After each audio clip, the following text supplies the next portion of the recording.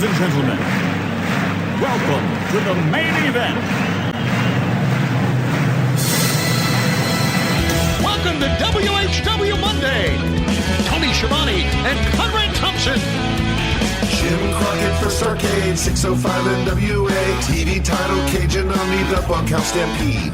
Flair and Horsemen, Garvin, Bogey, Magnum, Dusty, Express Tag Teams. Turner, Bond, and Mid-South Joint World Championship Wrestling. Talking about the great years of World Championship Wrestling, the NWA, and Jim Crockett Promotions. Tony and Friends North, they win. Look, Schiavone's back again. World title split off center stage. Bischoff, Disney, Hogan, and Nitro. New World Order and the Crow. Thunder, Russo, Arquette Champ, Vinnie Mac, simulcast. Tony's back with Conrad, not your classy podcast. Watch along, try not to laugh. Lowest rules can't pass. This wasn't the initial plan. Tom Zigg's a good-looking man. Klondike Bill, make a trip. Tommy, you come over here. What happened when? WHW Monday. And now, let's go to the ring. And here's your co-host. Hey, it's Conrad Thompson.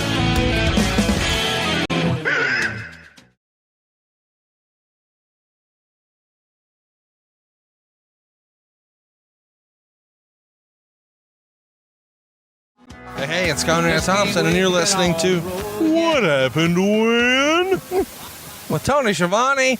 And Tony, this is the first time I've ever done a mobile podcast. You know, lots of people talk about being mobile, but as we talk right now, your right hand's on the steering wheel, your left hand is on a microphone. If we die, it's going to be good for business. Don't you agree? Well, this will be a way to go, I think. I'm really excited about it. And I want to let everybody know that I'm the one driving. You're the one in the passenger seat. So, yeah. I feel like you're saying all that just to hedge our bets on the fact that I may or may not have had about 16 beers today. In front of you. In front of me. Right, because we just came from a show, right? We did. You and I met at Del Frisco's in downtown Nashville today, right off the Gulch. And I had...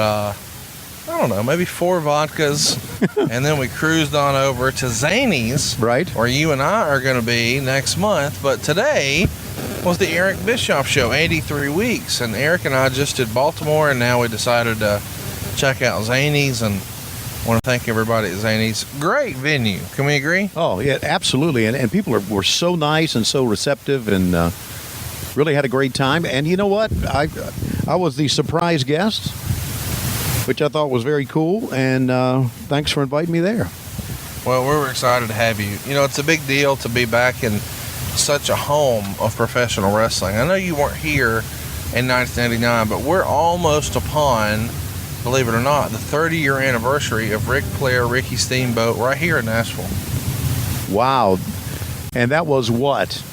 The Clash of the Champions, or was that a pay-per-view? What was it? Yeah, it was a pay-per-view, Music City Showdown. Okay. The tagline, but right. Their trilogy started with the Chi-Town Rumble in Chicago in February. Right. And then, of course, in April, they had their bout in New Orleans. And then in May, they were back here in Nashville. And a lot of people, you know, remember that feud and that trilogy, for lack of a better word, as being the biggest trilogy of all. And I think you could probably argue that it probably was the biggest and most important trilogy in wrestling until perhaps Stone Cold and The Rock, because they wrestled at 15, 17, and 19. And I know you weren't watching. Well, not at all. Not at all. But as far as the sort of old school and what we enjoy here on the show, Flair Steamboat is the gold standard, and you weren't there for it. No, I was in the WWE laughing at those motherfuckers, saying, ha, ha, ha, ha, ha, how stupid are they? But no, I was not there for it, but I hear people talk about it a lot. As a matter of fact, we get requests on our on this podcast to do a watch along with that, even though I was not there for it. And I guess if we ever do it, it'll be the first time I see it. Well, I think we should do it, and I think we'll probably do it, you know, coming up in February. We'll do the 30-year anniversary of the Chi-Town Rumble, and then we'll do it again, you know, in April and May. And how about this? If you're listening to this podcast and you're not a Ric Flair fan, kind of step out and say, fuck you. Is that okay, Tony? Yes, that's fine. As a fan, not as an announcer, but as a fan, I think some of the the best Ricky Steamboat Ric Flair matches probably were never seen by the masses. You know, Rick would agree. Rick would say that his best matches with Steamboat were in the 1970s. Yep. And they were just house shows. There were no television cameras present.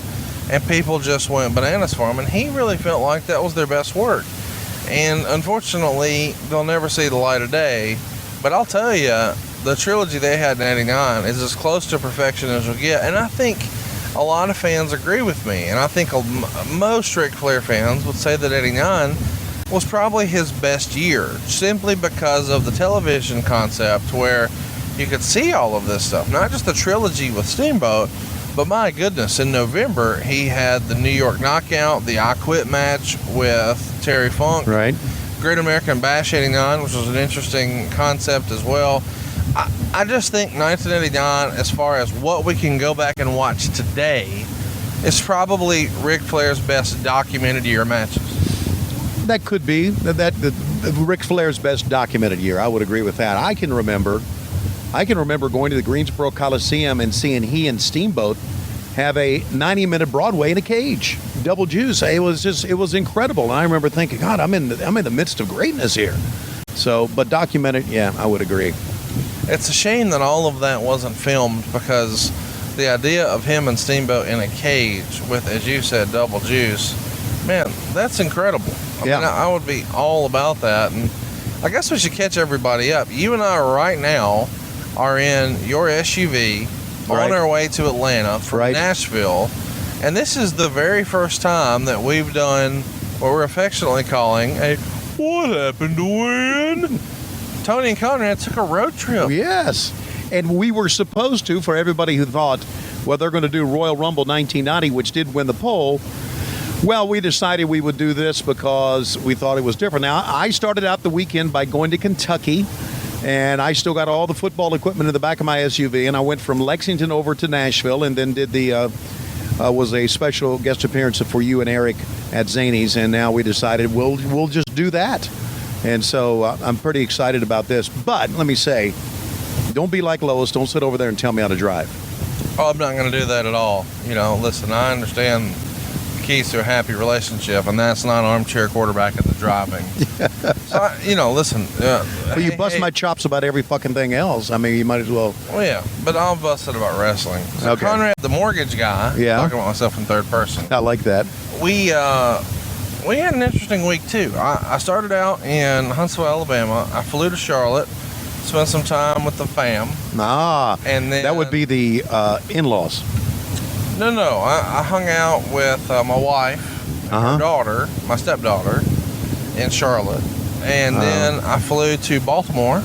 Can I ask you a crazy question? Yeah. Do you live in Huntsville and your wife lives in Charlotte? No. My wife lives in Huntsville. Okay. But every other week, we have an apartment in Charlotte, and she's letting her daughter finish school this year. Oh, I got it. And so she didn't want to move her in the middle of a school year. Yeah, I got that.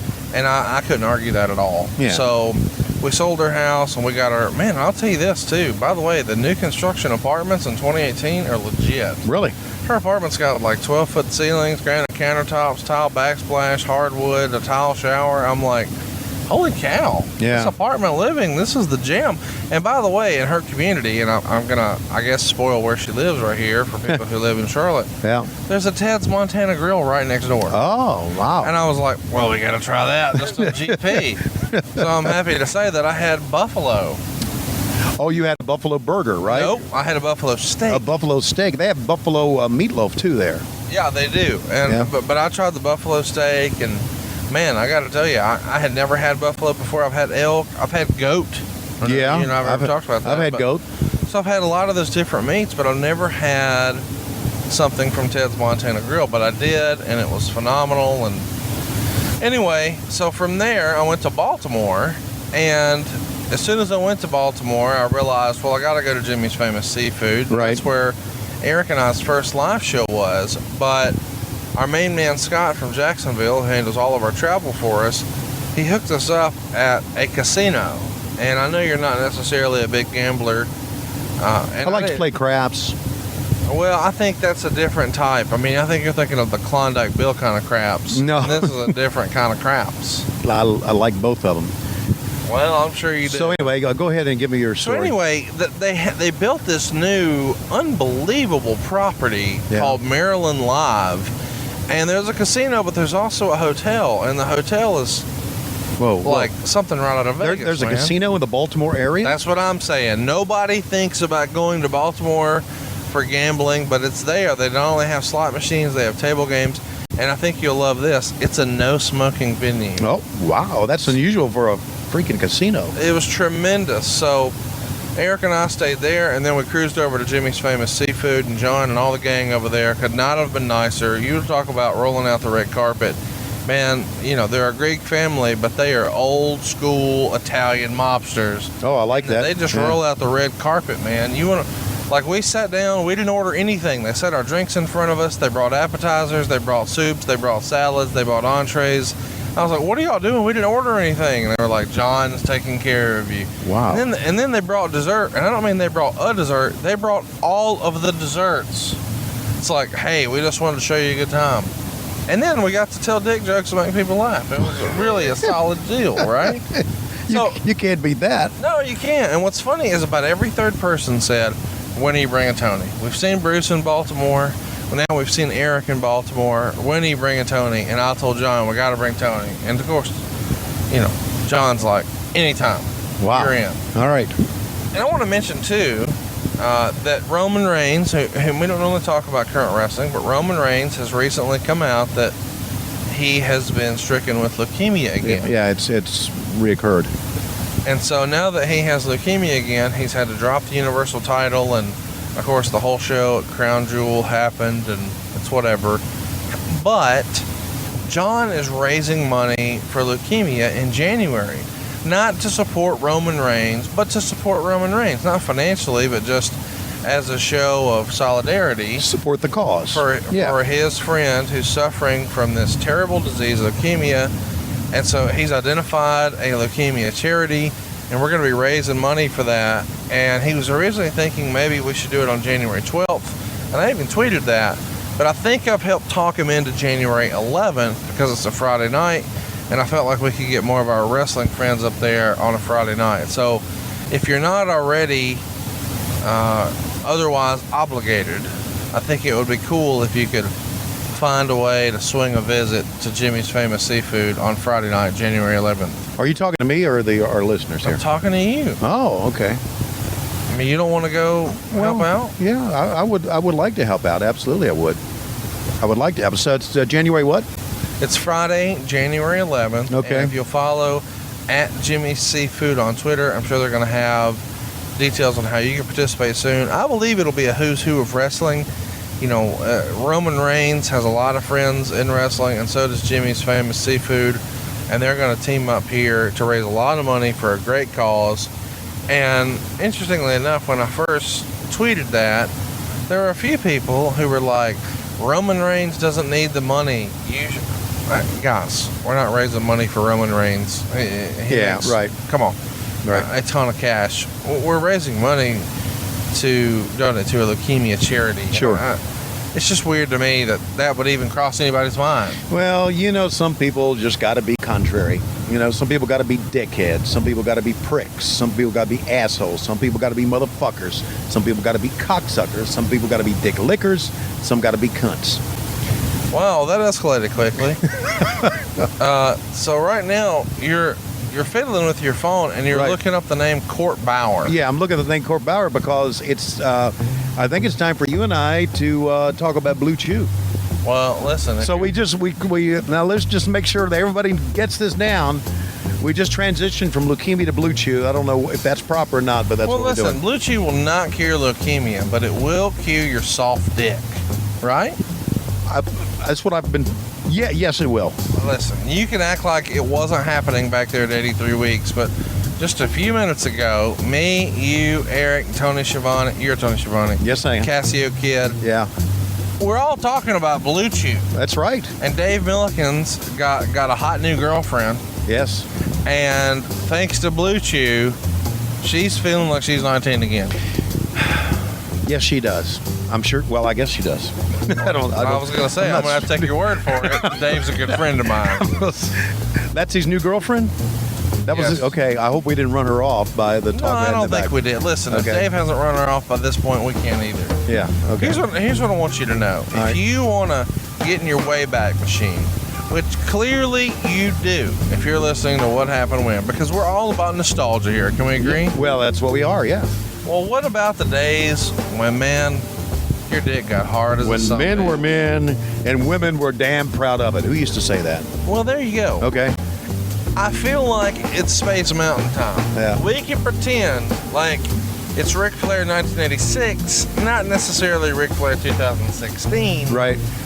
And Blue Chew helps you become a 60-minute man. Do you know what I'm talking about? That's what I understand, yes.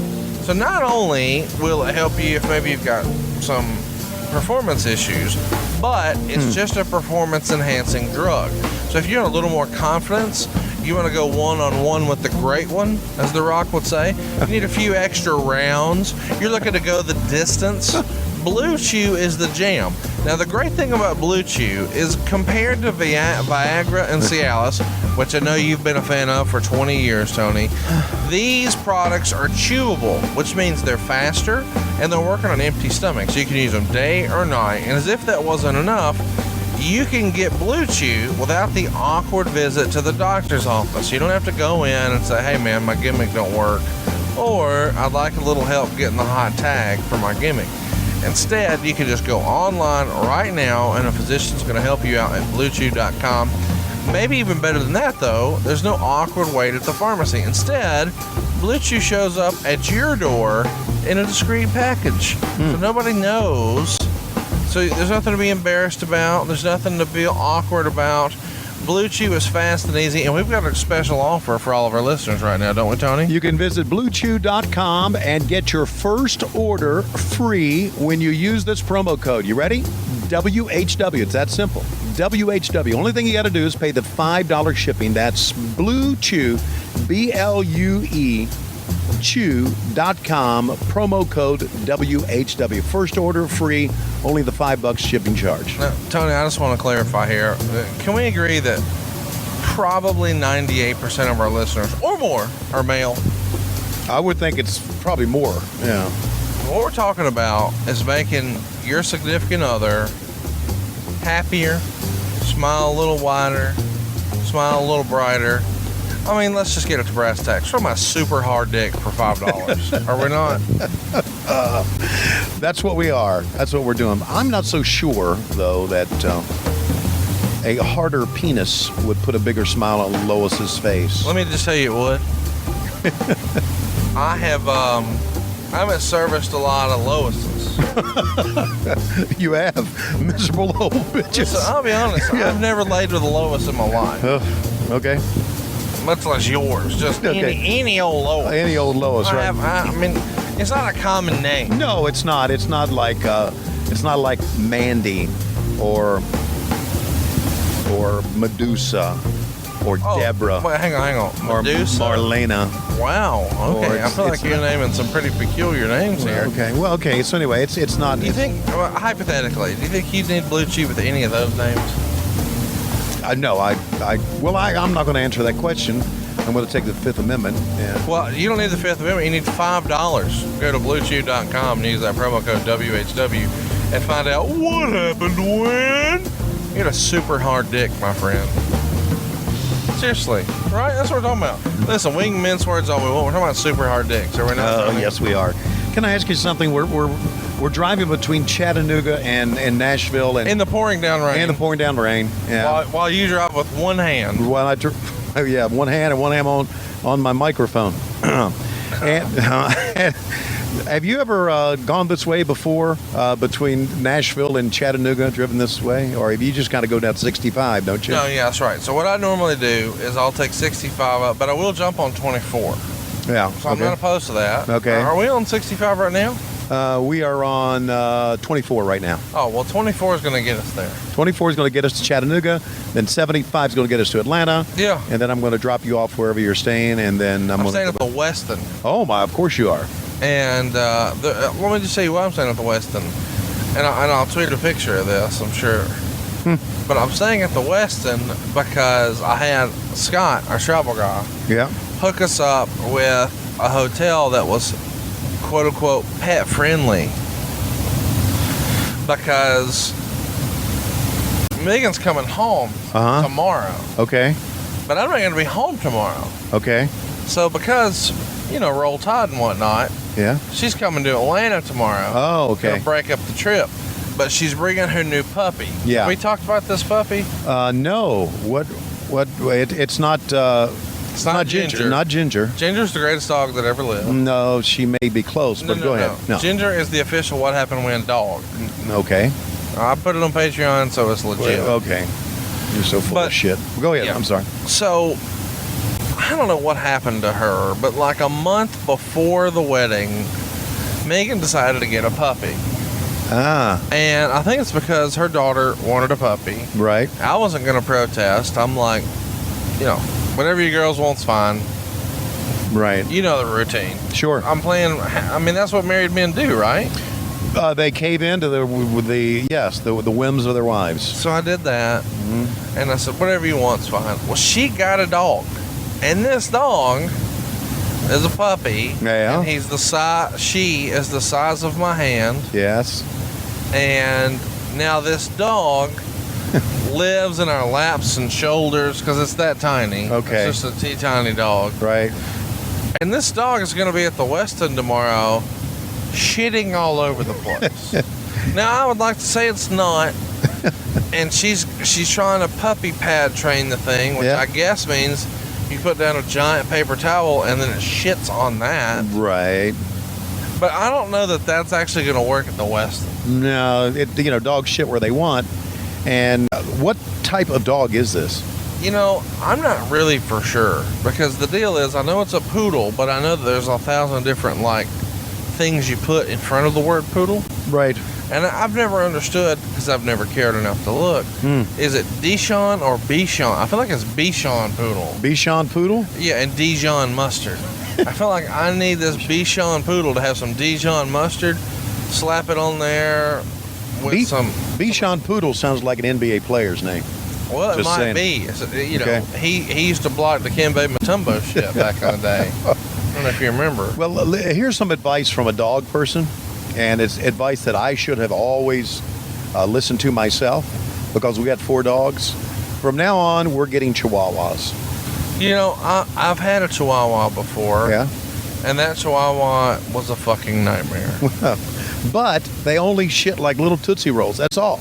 No, well, that's what this dog does. I don't think you heard the part where I said it's the size of my hand. Well, it's the size of your hand now. No. This one's had its growth stunted or something. Oh, okay. So it's fucking gonna be small forever. Well, it's sort of like your penis. Well, then maybe he needs Blue Chew.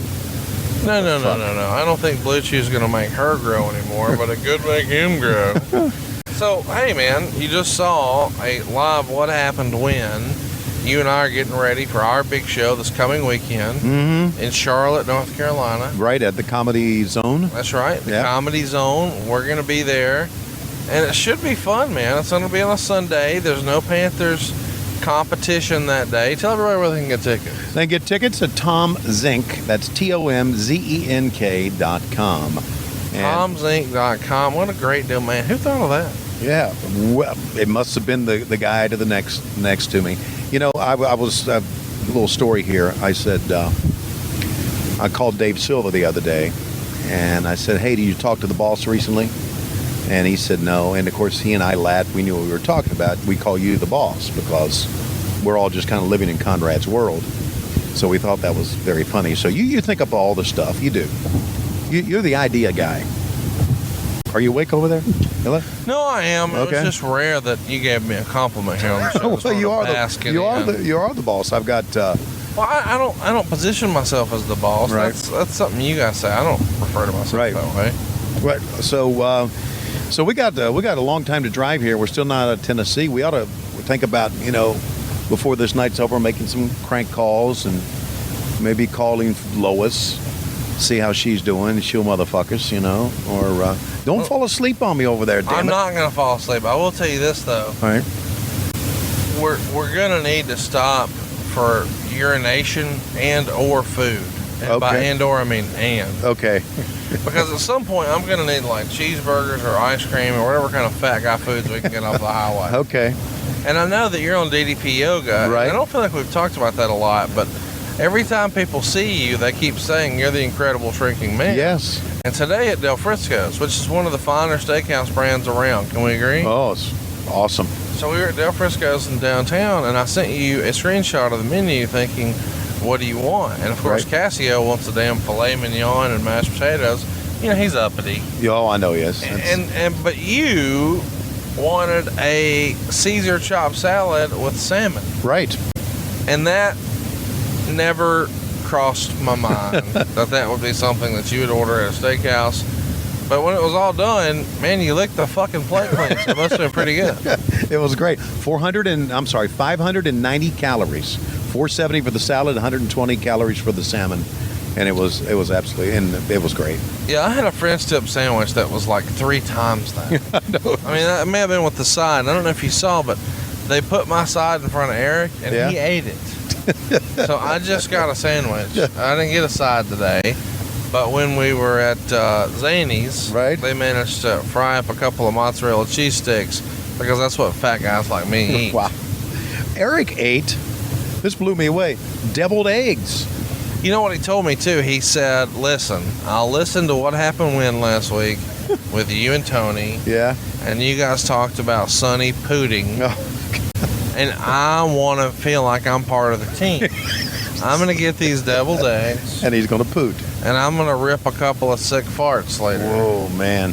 And he did. I mean, he let out something that can only be described as the Vincent of poots. It's just foul. Like, nobody needed it. Nobody wanted it. People would have been better off without it. You know what I mean?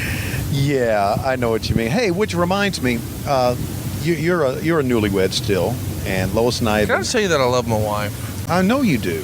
I feel like I won the lottery. I started out collecting flare robes, and then I started collecting people. And it really has been the best thing. Of all the things I've collected, my wife is the best part. That is tremendous. I'm so glad to hear that, and that's wonderful. I hope you're married as long as Lois and I are. Well, I don't, because I'd like to die before. Because I feel like you and Lois have been married since Moses was in short pants. 37 years. Like, dude, I don't have that.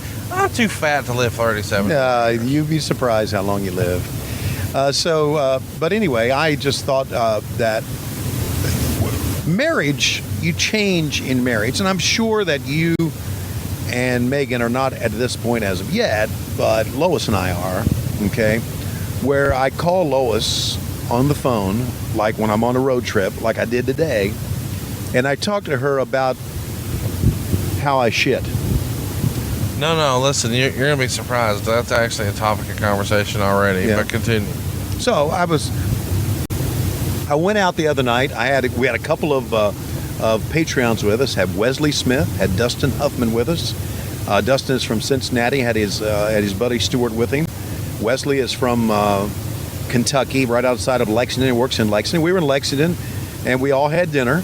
Hang on, I want to mention right now that if you support us on Patreon at a certain level, one of the perks is when Tony's in your town, you'll actually go to dinner with him, have coffee with him, whatever. You just want to give him a little private time. Sure.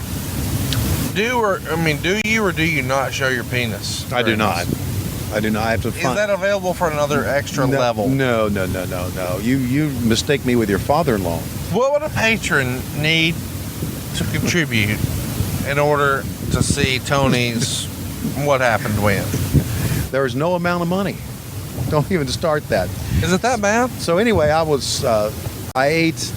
had to eat in Lexington the other night when I was with Wesley and Dustin. I had my son Chris with me, had another couple of friends with us, and I ate a black bean burger. You had a black bean burger? Never had one because I'm a man. Okay. Well, apparently there's corn in a black bean burger. Because here's how the phone call went. I called Lois. I said, Lois, when was the last time we had corn? She said, well, it's been Hang on. Are you about to tell me that you had a bowel movement and you saw corn? Yes, I did. And you called your wife to investigate when you last ingested corn? Yeah, because I couldn't remember the last time I ate corn, but there was corn in the shit. And I said... Well, hang on. They're not corn in the shit. There may or may not have been corn in the black bean burger. Well, that's what she said. She said it was probably in the black bean burger. Because I felt so good about it because the last... Wait, y'all are doing CSI doo-doo at your house. Can we agree? By the way, up here at the exit number 788, there's a Waffle House. How do you feel about it? Okay. We're not going to take the microphones into the Waffle House, are we? I mean, what the fuck? You're going to get embarrassed in a Waffle House? Okay. When me and you pull up, we've doubled the tooth count on the property. I'm just saying. Well, is there a Waffle House here? Is that where you want to go? Yeah, there is. Is that what you want to do? You want What to go? has 16 teeth and 4 legs? Third shift at the Waffle House. Okay. Pull over, motherfucker. Okay, so anyway, I just wanted to let you know that shit CSI happens when you've been married a long time like we have. So get ready. Shit, CSI sounds pretty legit. Yeah, it does. It should be a... There it is. Waffle House. Waffle House. Is that to the left? No, it's No? go-karts to the left. Okay, what's to the right here? To the right. Did you see it to the right? Yep. Okay, it's to the right. Let me put a signal on here and cut off this car. So this is not dangerous at all. No, It's podcasting while we're I don't give driving a shit. in I the don't give a rain. shit. I don't. No, I don't either. I mean, at this point, it allows you downhill. Can we agree? No, I don't. No, I would not agree with that. Oh, you think things are looking up? Things are looking up, and listen, I don't give a shit. You know what? NFLTG, it's on the back of the car. No fucks left to give. And by the way, I do also want a little public service announcement for this week. Okay. That we're doing Royal Rumble 1990 next week? No, that's it. No, here's the public service. Don't go vote. Fuck it. Just You know, the Patreon's going to hear that in time, but everybody else hears it the day after. That's right. Oh, so Wait, how have I been drinking and you said that? so people on Patreon, there you go. I don't. It just, Can we just agree that this is about to be the greatest meal in the history of our great podcast? it's going to be a great one. I mean, I don't even know what you eat at Waffle House, and we're both from the South. Yeah. I mean, you're not really, but we've adopted you. Yeah, well, You're one of us now. Well, I'm from the South. Well, not really. Virginia's from the South. No, Virginia's Yankee shit. No, it's not Yankee shit at all. No, y'all ever? Listen, growing up, how many rebel flags were you around? No. That's what I'm saying. Then you're not from the South. Okay. Because back in the 80s and the 90s, nobody knew that was racist shit. We just thought it was free birds. We didn't know. Right. Yeah. Now, as an adult, I'm like, oh, we can't have rebel flags anymore. I'm not arguing that. I'm just stating facts. Right. I don't think they're going to let us take our microphones in here. There's fucking recording policies at Waffle House? They don't have teeth. You think they got fucking recording standards? I don't know what I can eat. This is a goddamn union town. I'm on a diet here. This is a union one. Man, The Rock eats at Waffle House. Yeah, but... Well, no, if The Rock can do it, you can too. Here's what you do. You order egg whites, you son of a bitch. You order wheat toast. Okay. That's what you do. They got chicken. They got chicken breasts in here. Oh, they do? Yeah, hell yeah. I thought they just had No. you can get grits and shit. No, you can get... Listen, you've been doing it wrong. Can I tell you that me and my sister-in-law like the same thing here? And who's your right. sister-in-law? You talking about? She's the most decorated professional wrestler of all Oh, you're time. talking about Ashley. I mean, you're talking about Charlotte Flair. That's right. Yeah. She and I like the same thing in here. And what would that be? I'm not going to tell you, but we like the same thing. All right. Well, we'll find out what happened when Tony and Conrad ate Waffle House after these words.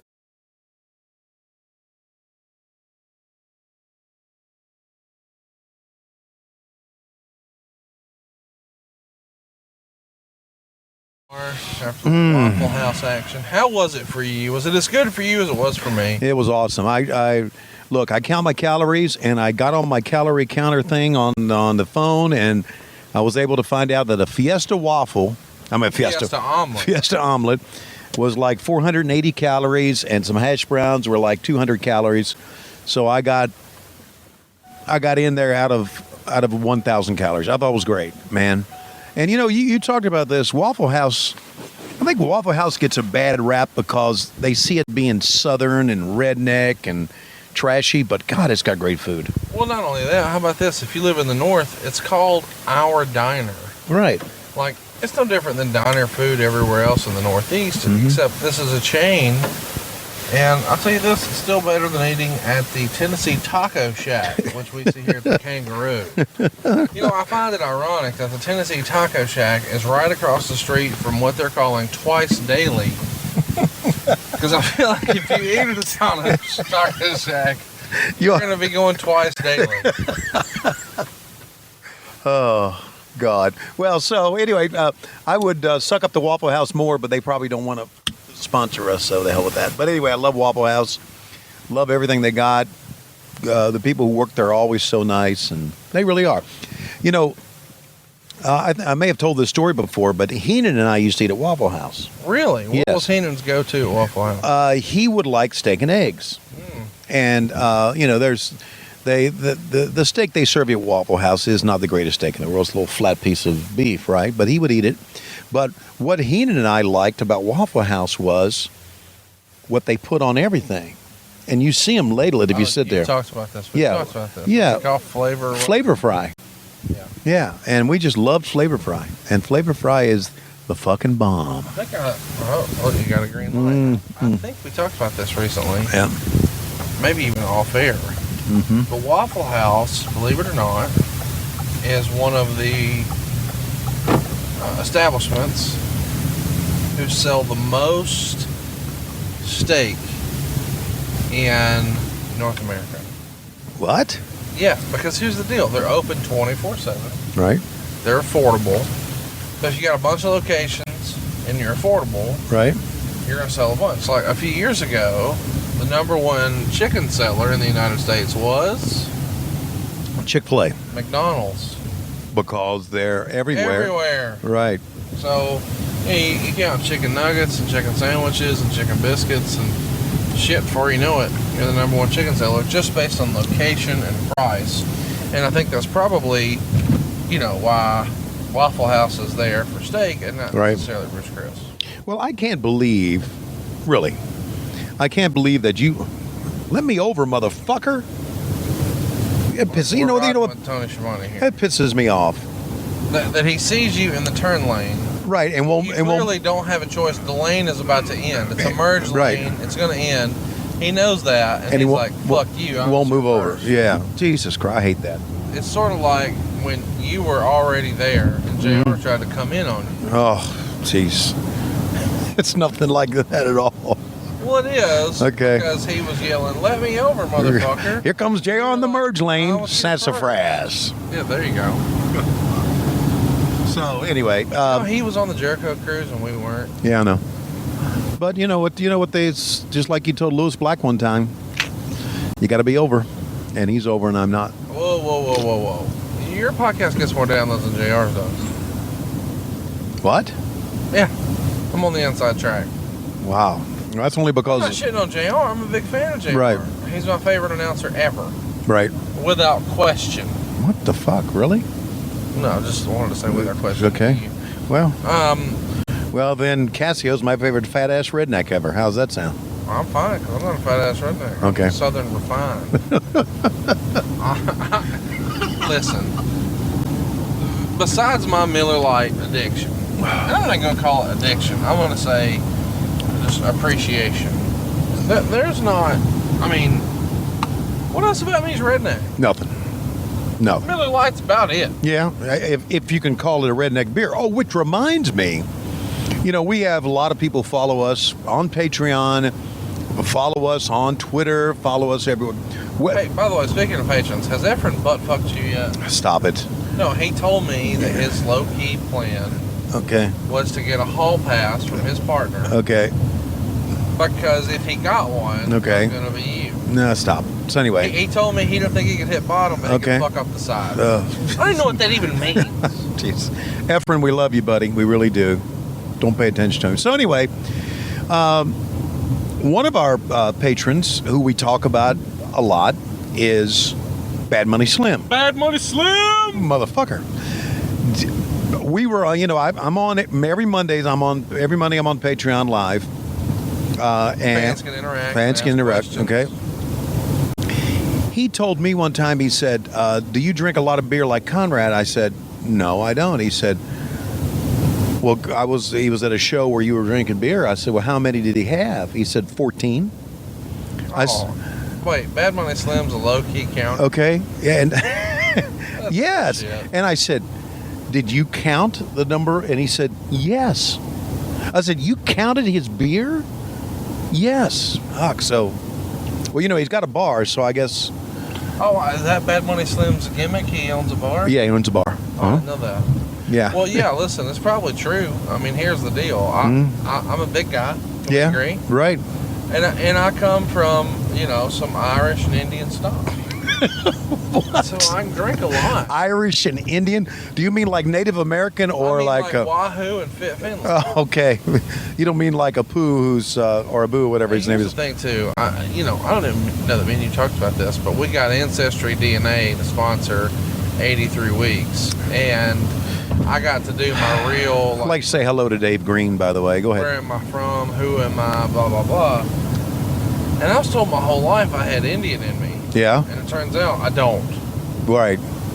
What I do have though is 1% Congo.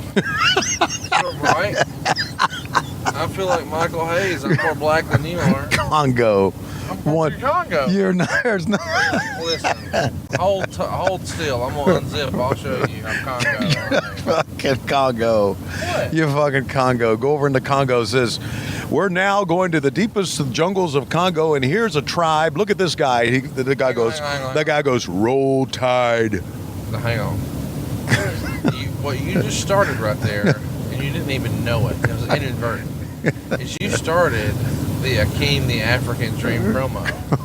You said deepest, darkest. And that's the way it started. From deepest, darkest Africa, this is Akeem, the African Dream. Oh, God. And then the horns hit, and boom, here comes my big ass strutting and cutting.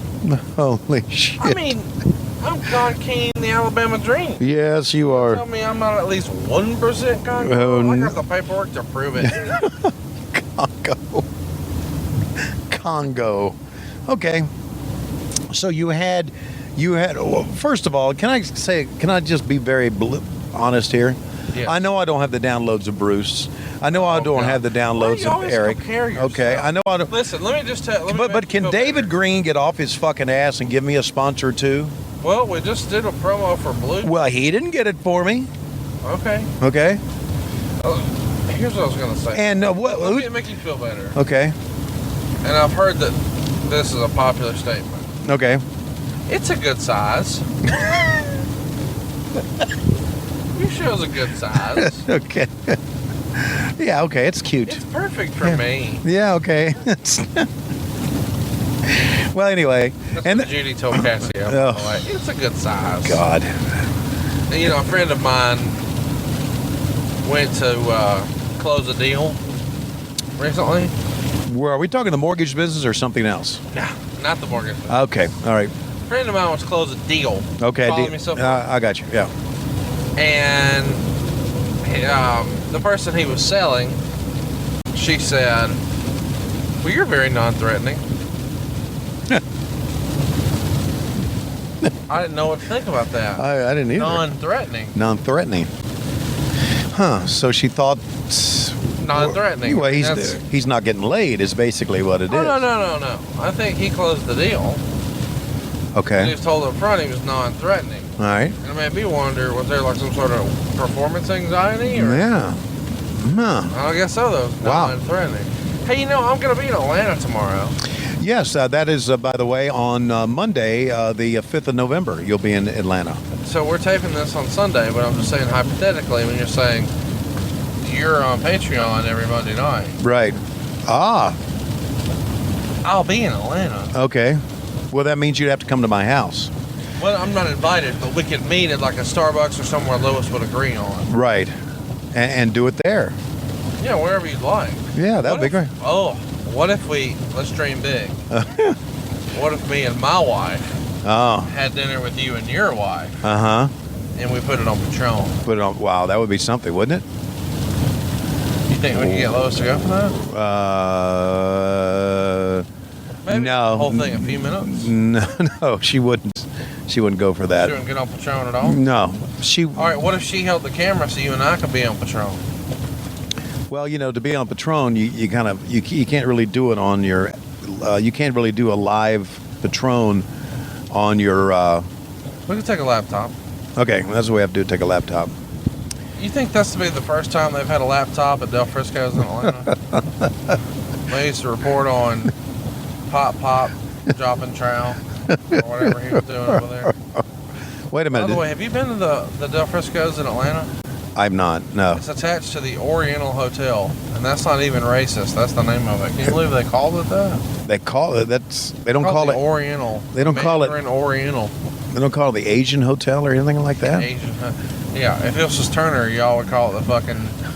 Yes. You call it the International. International It's not Hotel. a foreign object. It's the international object. Jesus Christ. Were you there when they said you can't say foreign object? You gotta say international object. I was. I don't think I was at the original meeting, but it got trickled down to me, and we all went. When you heard that, We your all- response was? Well, we'll be out of business in a week, and we weren't, but we were out of business. And You with thought because you had to call No. Brass Knuckles International, it was just instant close the doors? no, I just thought that was the beginning Indicative of their shitty decision making. Exactly. So you just flashed your phone at me, and I saw a baseball player. Yeah, Reggie Jackson. My favorite baseball player of all time. Reggie Jackson from 1969, Oakland A's. Wow. Yeah, that's me. Look, my background on my phone is my wife. Well, you're a newlywed. No, but I love her so much. Oh, I know you do, and I understand that. But it'll change. You think I'll love her less? No, marriage changes. It. So I'm gonna take her picture down and put up Reggie Jackson. Would it make you feel better if I put Lois's picture on here? Well, I feel more normal. Okay. You're saying a guy that has Reggie Jackson's picture on his phone is not normal? Is that what you're saying? Yep, that's what I'm saying. Okay, well, I'm glad we cleared that. I hope I'm going the right way here. I've been talking. Yeah, I'm going the right way. Well, it won't matter. I'll be asleep shortly. Oh, you no. You're staying awake. You're staying fucking awake with motherfucking me, motherfucking tonight. Why are you cursing so I much? just don't know. You bring out the worst. So let's. You want to call Lois? Well, before we do, I Okay. would like your critiques on 83 Weeks. You've seen Bruce and I do Yeah. a couple of shows. Yeah. Now you've seen Eric and Yeah. I do a show.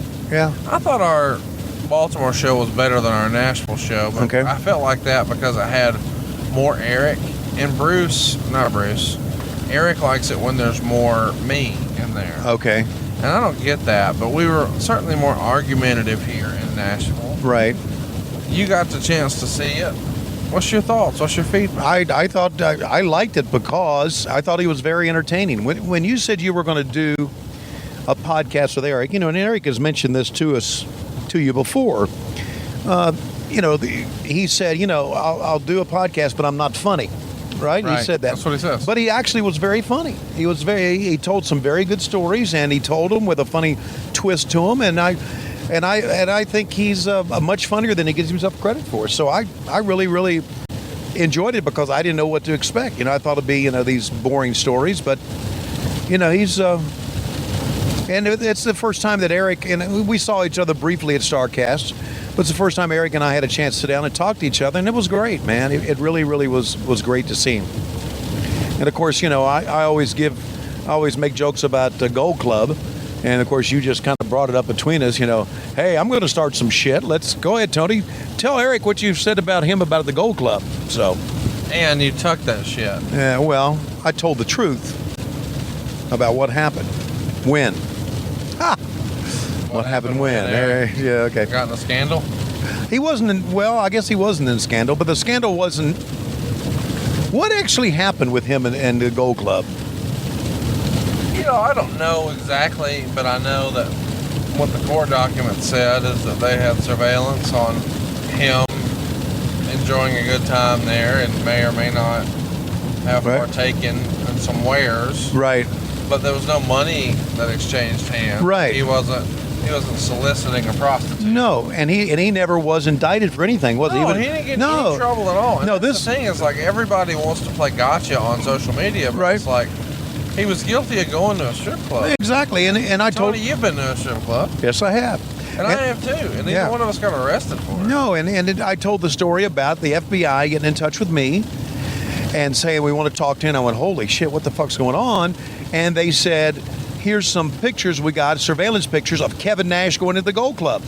And those are the only pictures I saw. And then they said, do you know anything about Eric Bischoff, Kevin Nash, and Craig Sager, who's since passed away, being in the Gold Club together? And I said no. And that was basically the end of our talk. So, and then, but when the FBI agent said Eric Bischoff Gold Club, I wanted to make a joke out of it. Which reminds me, can you tell me because not everybody, a lot of people are asking me on Patreon when we get together, or send me a note on Patreon. Can you tell me what, if anything, because rumors are out there, rumor and innuendo, right? That's right. All right. What, if anything, went down with Buff Bagwell at Starrcast? No, we've talked about this before here on the show. No, we haven't. I think he just needs some Prevagen. Okay. We haven't talked about this on the show. No, we haven't. He came in and he did Why It Ended with Matt Coon and Robbie E. Right. And he did a photo op. Yeah. And he went home. That's it? What else did you expect? Well, I don't know what else. I mean, people are saying that you and he got into an argument, that he tried to do something underhanded, and I'm saying I never did hear that. And people say, well, it's out there. I say, well, fuck. But hey, you know what? Well, you know what? When Starrcast 2 happens, a lot of people will notice who is or who isn't booked. Okay. And I'll let that just stay where it is. All right. There you go. Well, it's the rumor business we live in. It's, it's just bullshit. Anyway, so you don't like to drive, do you? No, I don't mind driving, but I don't think I like it as much as you do. I think you really low-key enjoy it.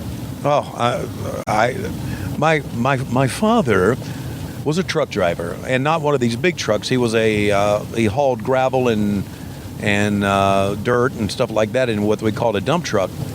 And he drove for a living, and I just absolutely love it. When we would go, and I mentioned this before, when we would, let's say we would have a Nitro in Baltimore and maybe a Thunder in Philadelphia, or I would always drive from town to town. I was the driver, and it was either like me and Heenan and sometimes Lee Marshall and sometimes Dusty Rhodes, and I always drove, and I just absolutely love it. And that's why I don't mind driving around the Southeastern Conference like I've done. I've driven this year to Baton Rouge. I've driven to Florida. I've driven to Kentucky now. I went to Waynesboro, Virginia for the autograph signing we had a couple of weeks ago. Am I interrupting you on your fucking phone there? Not at all. Okay. And then I was drove back from NWA 70. Because people don't realize this, between Nashville and Atlanta is really not that far. But anyway, I do love it, and that's why I was really excited that you were going to ride back with me. Okay, so now, we've established that David Green does not do any sponsorships for me. Can we establish that mainstream media reported that Ric Flair was at Donald Trump's rally in Chattanooga tonight? Wow. And he wasn't? Wow. It was actually the Nature Boy Paul Lee, who was an independent wrestler who lives in Georgia. Wow. And he runs a independent wrestling federation. I think it's called AFW. And he's just in the outskirts of Atlanta. And yeah, he went to Donald Trump's rally in Chattanooga, and people reported that it was actually Ric Flair. So it's fake news, basically. Me and you didn't talk about this, but I got a little bit of shit from both you and Eric when we were on stage on 83 Weeks, and I even got a couple of people tweeting at me about being on my phone. Can I tell you why I was on my phone? Why were you A undefeated? major media source in Yeah. professional wrestling, I'm not going to say who because I don't want to bury them, Well, bury them if they texted me and said, "How's Rick?" And I didn't respond. As in your father-in-law, Rick. And then they said, "Is he dead?" Ah, And I didn't respond. Huh? And then they said, "I have a report that he had a heart attack, just checking on it." I'm on stage when this text comes in. So I text my wife and say, "Hey, you talked to your dad today?" And she says, "No." And then I text Rick and Wendy and I said, "Is everything okay?"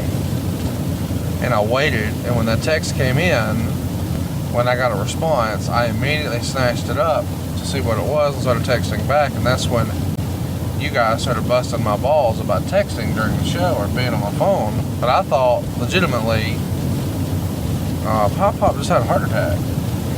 And Wendy said, "No, everything's fine. Why? Everything's fine. Why?" And so then I said, "Well, Dirt Sheet Guy wow. just texted me and said that Rick had a heart attack." And immediately Rick called me, but I couldn't answer him on stage. Right. And I said, "Hey man, sorry, blah, blah, blah." So I'm in the middle of all that when I think a Wow. major part Yes. of my wife's life Yes, having problems. is in situation here. So I'm like, I got to handle this, and you guys are busting my balls because I'm not talking about. I don't remember. Or whatever. I don't remember busting your balls about that. But I also. So he did not have a heart attack. No, he's fine. He's fine. Nothing ever happened. But it's funny that I'm tagged in everything from he had a heart attack and he's dying to he's at Trump's rally. Neither one are true. He's not at Trump's rally. He's not even in Tennessee. Like, he's not here. He's out of state. So people start tagging me that he's at Trump's rally. I'm like, this is the fucking dumbest thing I've ever heard. No, he's not. Jesus Christ. And then What the fuck's wrong with people? He's dying. He had a heart attack. No, he's not. It's just weird. So now, did you text this dirt sheet person back to let him know you're full of shit? I said, "Nope, he's fine." And they said, "Thanks." But still, I can't help but wonder, if they didn't text me, would that have ran? Yeah, it would have. It would have run. I mean, maybe it wouldn't have, but it's just like, how does that get so wrong where it's just legit made up? Like, he was trying to call me laughing about how silly it was. Like, I'm fine. Wow. So, you being the better man and above all this will not call this dirt sheet out for people. No, because there's no need. I mean, here's the deal. He's a nice guy. He was told news. He was trying to clarify it with me. That's what they're supposed to do. Yeah, okay. And so he did it the right way, but it's still just like just for a minute, it was like, oh my God. Hypothetically, if that would have happened, You would have to bolt, right? I have to leave, and I'm on stage. Right. Like, all these people paid to see the show, and we have a whole show mapped out. Yeah. But I have to leave right now, and that seems like a really shitty thing to do, but if that's going on in the fan, I gotta go right now. Right. Sorry. Yeah. Here's your money back. Refund's out the door. Or, Right. You and Eric make them laugh. It's not like Eric's leaving. Eric tried to fire his fucking ass. I mean, told the whole locker room, the whole company, I'm going to sue him into personal bankruptcy. Oh, He's going to be in the street. Jesus Christ. So if I would have told Eric, he'd be like, "So? Don't we get paid yet? You ain't going nowhere. Sit down, fat boy." Okay, so I have another question. Anyway, I'm really having a good time. Isn't this great? Aren't I a good driver? You are. Now, can we just talk about that realistically? Today's the first time you've hung out with Eric Bischoff since 2001. Yeah. That's a long time, man. It is. Think about it. You guys worked so closely for so long. Right. And the last time you saw him was 2001, and the last time y'all really worked together was 2000. Right. And all this time later, first time you hook up is at Del Frisco's in downtown Nashville. Right. Yeah. How about that? And I'll tell you this, as a wrestling fan, it was pretty cool because you guys both shared stories about how you really didn't understand the impact you had on our lives. Right. And Eric told the story where he was so touched, he was moved to tears about the impact that our shows and our, whether it was the actual Nitro or our podcast, just your contributions to wrestling, one way or another, Right. video, audio, whatever, Right. have had on people. And then you shared a story about one of our listeners who had something very traumatic happen, and Right. they're trying to sort of get through that really challenging moment in life. And our podcast carried them through. And my DMs are littered with stories like that. I know. And I think we sometimes just take that for granted. And I just want to thank all of our listeners for being a part of this fun ride with us, because you and I sometimes just think, and you know, they used to talk about this in wrestling, especially like a guy like Jim Cornette. He would say, oh, I was just trying to pop the boys. Yeah. Well, you're trying to make me laugh. I'm trying to make you laugh. But as a result, we make a lot of people laugh. And we don't ever really see those people until we do a show like we're going to do this coming week in Charlotte. Tickets are on sale now at Tom's Inc. I'm not Tom'sInc.com. Right. Not saying that as a cheap plug, but Yeah, why we not don't really cheap plug? see those folks. No. Right now, it's me, you, and a windshield. But, you know, over 100,000 folks are going to listen to this, and that's pretty cool. Yeah, it all, and I've used this term before, blows me away. And, you know, Eric was talking today, and Eric was tearing up. He really was tearing up talking about that. And it just kind of, it still at times doesn't register with me until I make the phone calls that I make. Making phone calls for Patreon or making phone calls for T-shirts. And that's why, even though I'm behind on T-shirt calls, those are important to me. And everybody will say, you were a part of my childhood. I know you hear it all the time. And I'm thinking, yeah, I hear it all the time. But I don't mind hearing it again. It means a lot to me. It means a lot because we put a lot of time and effort into this business. We really, really did, for better or for worse. And to think that we had an impact on people's lives just kind of blows me away. That doesn't kind of blow me away, really blows me away. Are you awake? No, I am. I was just letting you talk to the audience. And Okay. let them know what they All right. meant to you. But All right. if you want me to jump in and tell you that you're a short dick motherfucker, I will. No, but speaking of that, because she's not expecting anything, Should we call Lois? yes, we should call. And Please say a command. Call call Lois. Lois. I love that happened. Say a line number, Yeah. or say none of those. Oh, you're doing it on your phone. 1. I'm doing it on my phone. It's on speaker. Calling Lois Schiavone on cell. They always get my name wrong. Schiavone. Wait, that's how they say it's. Schiavone, yeah. Wow. She's either going to be in a good mood or a bad mood. Well, I'm going bad. yeah. Be quick, Be quick. Why? because I'm watching Outlander. Oh, shit. All right. Well, Conrad and I are driving back. We were going to prank call you on our podcast here. So when's Outlander finished? In about an hour? 9 o'clock. 9 o'clock. All right, I'll call you back, okay? Thanks. Bye. Oh, fuck, she hung up before I could say bye. Just so I'm clear, how much money does she make from watching Outlander? 0. And does your household benefit financially from doing this podcast? Tremendously. What yeah. the fuck is her problem? What will she get with the program? Be quick. How about that? Huh? Well, that's what she used to say to you during all the love making. Fine, but be quick. Be quick. And you were like, no problem. I don't have anything but. That's right. When I'm done, we're done. I'm going to give her all she's got for about 14 seconds. Oh, God. So we tried to, well, Well, where's your button? Hit your button again. yeah, okay. What do you want me to do? Just hit it. Call Bruce Please say a Pritchard. command. Call Bruce Pritchard, you whore. No work number was found for Bruce Pritchard. Would you like to call him on other? Yes. Calling Bruce Pritchard on other. Here we go. All right. On to other. She thought you said work and you said whore. Hello, Tony Schiavone. Hey, guess what I'm doing? What are you doing? I'm driving from Nashville to Atlanta, and I've got as my passenger Conrad Thompson, and we are doing our road trip podcast, and we're just prank calling people, and you're one of our favorite people of all time. To prank call? I'm your favorite person? To No, prank call? no. I'm my favorite person to call. No, one of our favorite people to call. You're the only Okay. person who would answer, Bruce. I understand that part. So how you doing, buddy?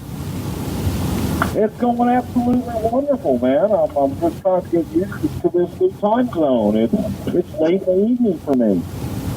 And I know you can relate to that since you're of the elderly age, kind of like I am. Bruce, is your refrigerator running? As a matter of fact, it is. Well, maybe you should run and catch it. Hang up on him! Hang up! Oh, that ain't right. That ain't right. So how was your wonderful show in Vegas? Isn't that a great place? Yeah, we love Zanies, and it was Tony's first time actually checking it out, but Tony and I are going to be there next month on my dad's birthday, so we're going to disappoint him on his birthday, which I know he's really excited about. Well, you know, that's sad. That's sad, because Larry Thompson deserves a good birthday. Is Larry going to be there for his birthday at Zanies in Nashville? Zero chance of that happening. Wow. Well, he can put his bed and just ride on up there and enjoy that. So tell me about your show. How was it? I'll let Tony answer. Well, I was the special guest of Eric Bischoff's, and it was great. Eric and I got to really kind of reconnect for the first time. We saw each other at Starrcast, but we got to reconnect for the first time, and you know, Eric did a great job. He really did. I wasn't, you know, he's always said, you know, I'm not funny. If you want the humor out of me, you're probably not going to get much, but he was a funny guy, and the fans really loved him. Funny like ha-ha or funny strange? Funny like ha-ha. So you took care of the funny strange part of it then? Yes, I certainly did. I was the funny strange. Hey, Bruce, I wanted to tell you that, you know, you're one of my favorite people of all time. Did I ever tell you that? Oh, bullshit. No, Tony, you never have told me that. Yeah, I always looked up to you. You know, I always thought you were, you know, you knew the business. You worked hard. You're one of the real good people in the business. So I just thought I'd call and tell you that. Well, I greatly appreciate Tony. You know, you're one of my favorite WCW announcers of all time too. Well, thank you. I know I never. You fucker. Hey, Bruce, did you happen to read the Observer this week? I never read the Observer. The Observer wrote that you were fired from MLW, and there was a generation gap between the talent, and they enjoyed working with Conan much better. So Conan was replacing you. Oh, cool. Oh, cool. Okay. Well, Just wanted you to know, and by the way, your friend Tony, he's still the lead announcer for said federation. Well, and I'm look, and you know, as you know, Bruce, we always believe everything we read in the dirt sheets, right? Well, yeah, because you know he was there, and right, exactly. Yeah, he was right there on that call. Well, you know, it's a shame. It's a shame about that. There definitely was a generational gap there. And, you know, shit happens. But good God, Conan's my age, isn't he? Those are details, Bruce. Those are details. Oh, okay. I'm just curious, because if anybody would know, Meltzer would know. Yeah. I've always said that. You know what? I just looked it up, and yeah, Conan's one. He's a year younger than I am. Well, there it is. A year younger. But I like Conan, and so good for him, man. I'm happy for him. Conrad just fell asleep. No, I didn't. Yeah, you did. Waiting on something interesting to happen, which with you guys could be a while. Well, how about fuck Dave Meltzer? How about that? Well, you know what? He's a little lying cock ass piece of shit. Oh, how's that? Is that better? Wait, what is a cock ass? Okay. Well, whatever it is, when you see Dave Meltzer with his all jacked up, steroided up body, then you'll know. Well, I feel like you're being mean right now. No, I'm just being honest. There's a big difference. See, that's the difference between me and Dave Meltzer. I'm honest, and he's full of fucking horse shit. Well, Bruce, I'm glad we got you all lathered up here and upset about it. You got me all lathered up, and then you're going to put me to bed. Now I'm going to put you to bed. Could you send us a picture of your penis? No. Okay, it was just worth asking. Tony's been dying to see it all day. Well, you know how that is. You guys have a fixation with penises over there. Hey, whoa, fucker! Don't say you guys. Wait, hang on. So it's Whoa. Low key big hog. True or false is a T-shirt that you sell. Yes, it is. But Sure. What do you refer to your people as? Slap dicks. Okay. I don't even know what that is. Tony knows all about it. He's the penis man. Speaking of penis, if you'd like yours to get a little stiffer, what should they do, Bruce? Well, if I were you, I'd go to bluechew.com and use my promo code. No, we're using the promo code WHW on this one. Yeah, you would use promo code Russell. What about? Oh yeah, that'll give them something to wrestle with. I was going to ask what happened when Tony got hard. Find out at bluechew.com. Use our promo code. When was the last time that happened, Tony? Well, that's personal. That's personal information, Bruce, that I can't really talk about. The It's answer just is us talking right now. 1989. Like 89? That was when you were in Connecticut? Yeah, it was. He told me that his nickname when he was in Connecticut was Nappy Dugout. I don't even know what that means.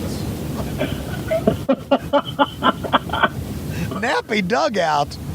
Nappy dugout? What the fuck? Oh God. Conrad, what is wrong with you? I'm a little punchy, and I've been Have awake. you had a few Miller Lights tonight? No. Well, We just left Waffle House, dude. They don't sell Miller Lite at Waffle House. Oh my God, I'm so jealous. I love Waffle House. You know what? Let me make you real jealous. Guess what Tony and I might do before he drops me off at the hotel? Y'all are going to Waffle House? We might go to Krispy Kreme.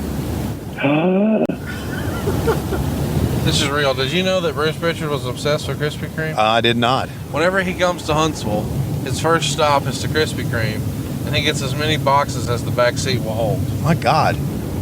That's a true story. They came out one time with a Krispy Kreme hamburger. Had you heard that? Yes, and they're pretty good too. I've had them. I could never eat a donut hamburger. Yes, you could. Trust me, you could. That's weird, dude. You just got to do it, and then once you do it, you realize, oh my God, this is just outrageous. I made lasagna tonight, and I put it on Patreon. Is this really what you're doing for bonus content on Patreon? Brother I made lasagna. I think it's great, Bruce. I think it's great. You think it's great because you know that what we're doing is way better. No, I just think it's... All Tony does is talk about penises on his bonus stuff. Oh, got an idea. Why don't we make penis lasagna? What the fuck are we doing? Oh, I'm going to run off the road. We keep this shit up. Who's driving? Me. I always drive. Schiavone. Well, that's a bonus. And are you staying at the Conradison tonight? No, we're headed to Hotlanta.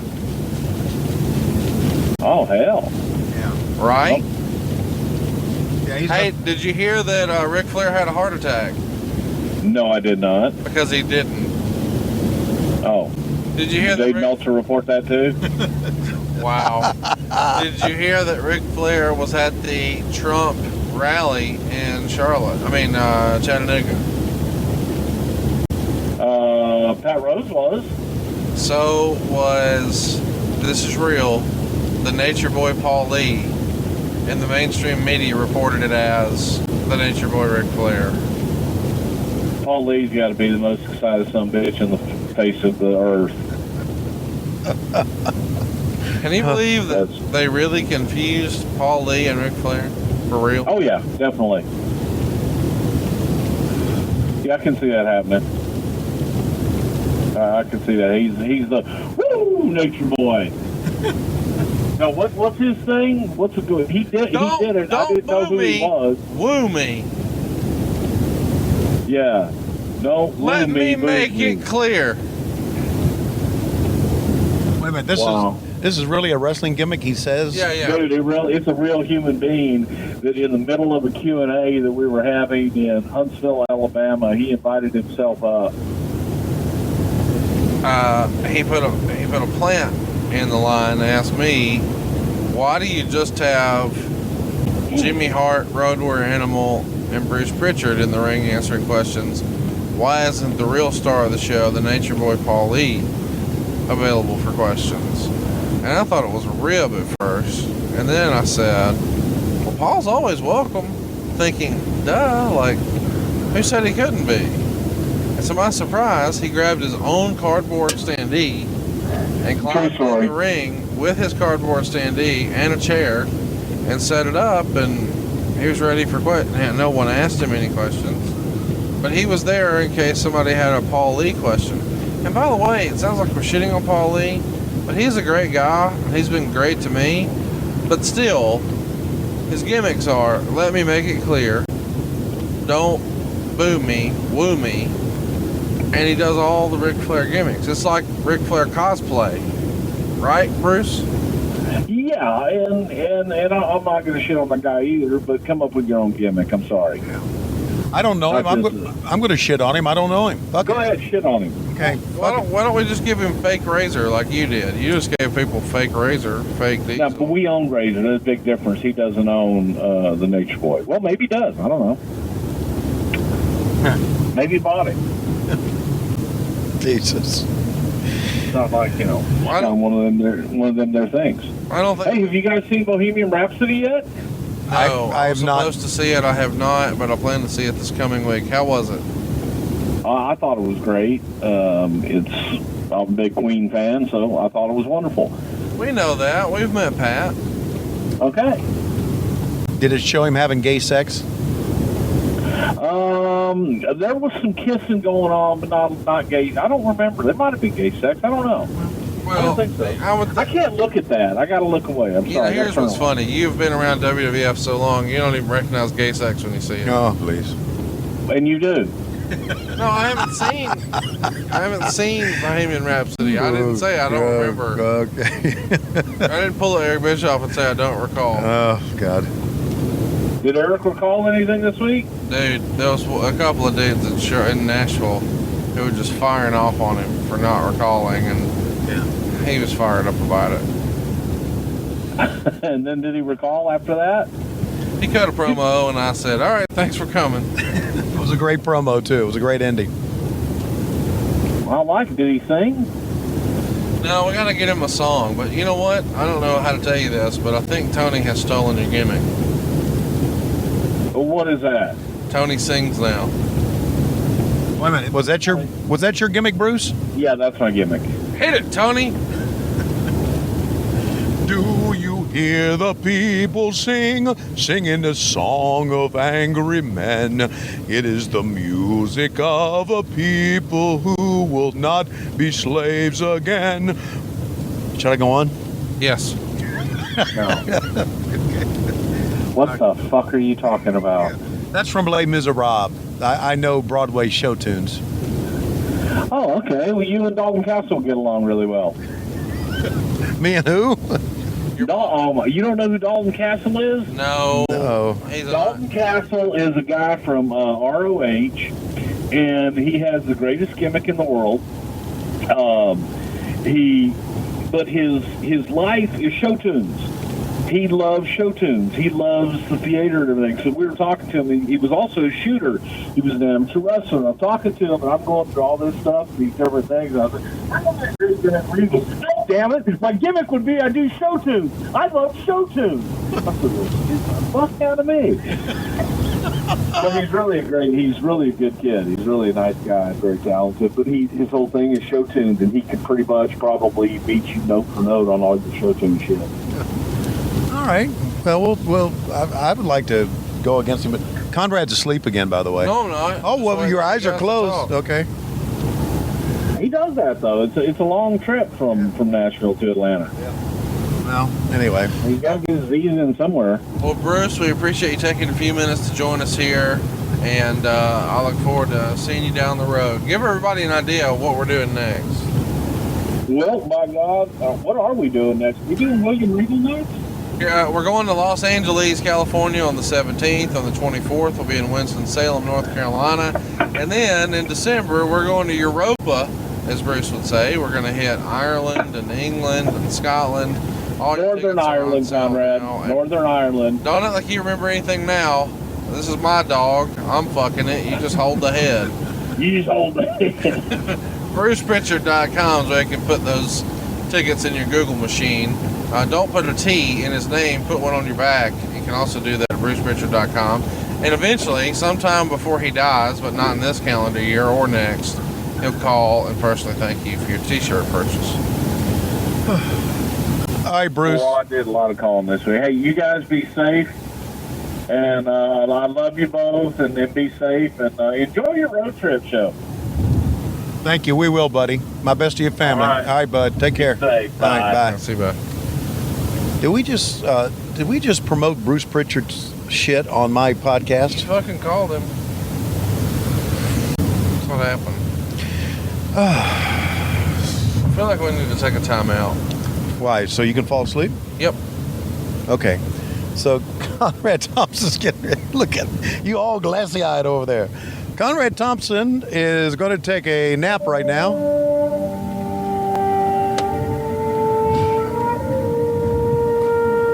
Hold on. Tony Schiavone's car. I'm sorry. I just reflected back, and I can't let your listeners go off on La Miserable. So, for your listeners, I'm so happy, I'm so gay, I can come every day. I'm your mailman. I don't mess with keys or locks, I'll just stick it in your box. I'm your mailman. I can come in any kind of weather. That's because my sack is made of leather. I'm so happy, I'm so gay, I can come every day. I'm your mailman. Safe travels, guys. Thank you, Bruce. The fuck? Roll Tide. All right, so Conrad's going to go to sleep now for a little bit because he can hardly keep his head up, and we'll be back with more on our road trip in just a few minutes. On the road again. I just can't wait to get on the road again. 1990 Royal Rumble.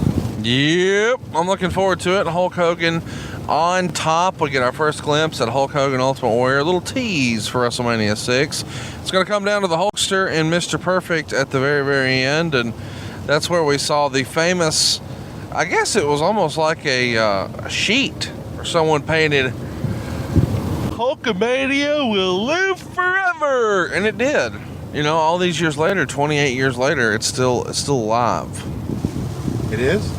Oh, it's so fucking alive. Oh, come on, it's not. No, it's super. Dude, did you see Crown Jewel? I didn't watch Crown Jewel, but Hogan was in that, right? He was the host. By the way, did you see the tournament?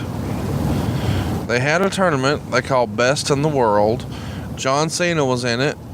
They pulled him out and put Bobby Lashley in for no reason.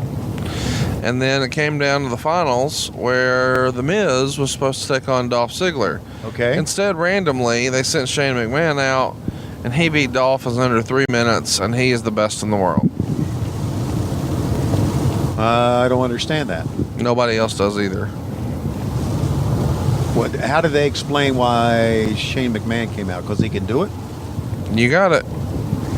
Well, didn't Shane McMahon say on SmackDown that if anybody was... I don't get it. Okay.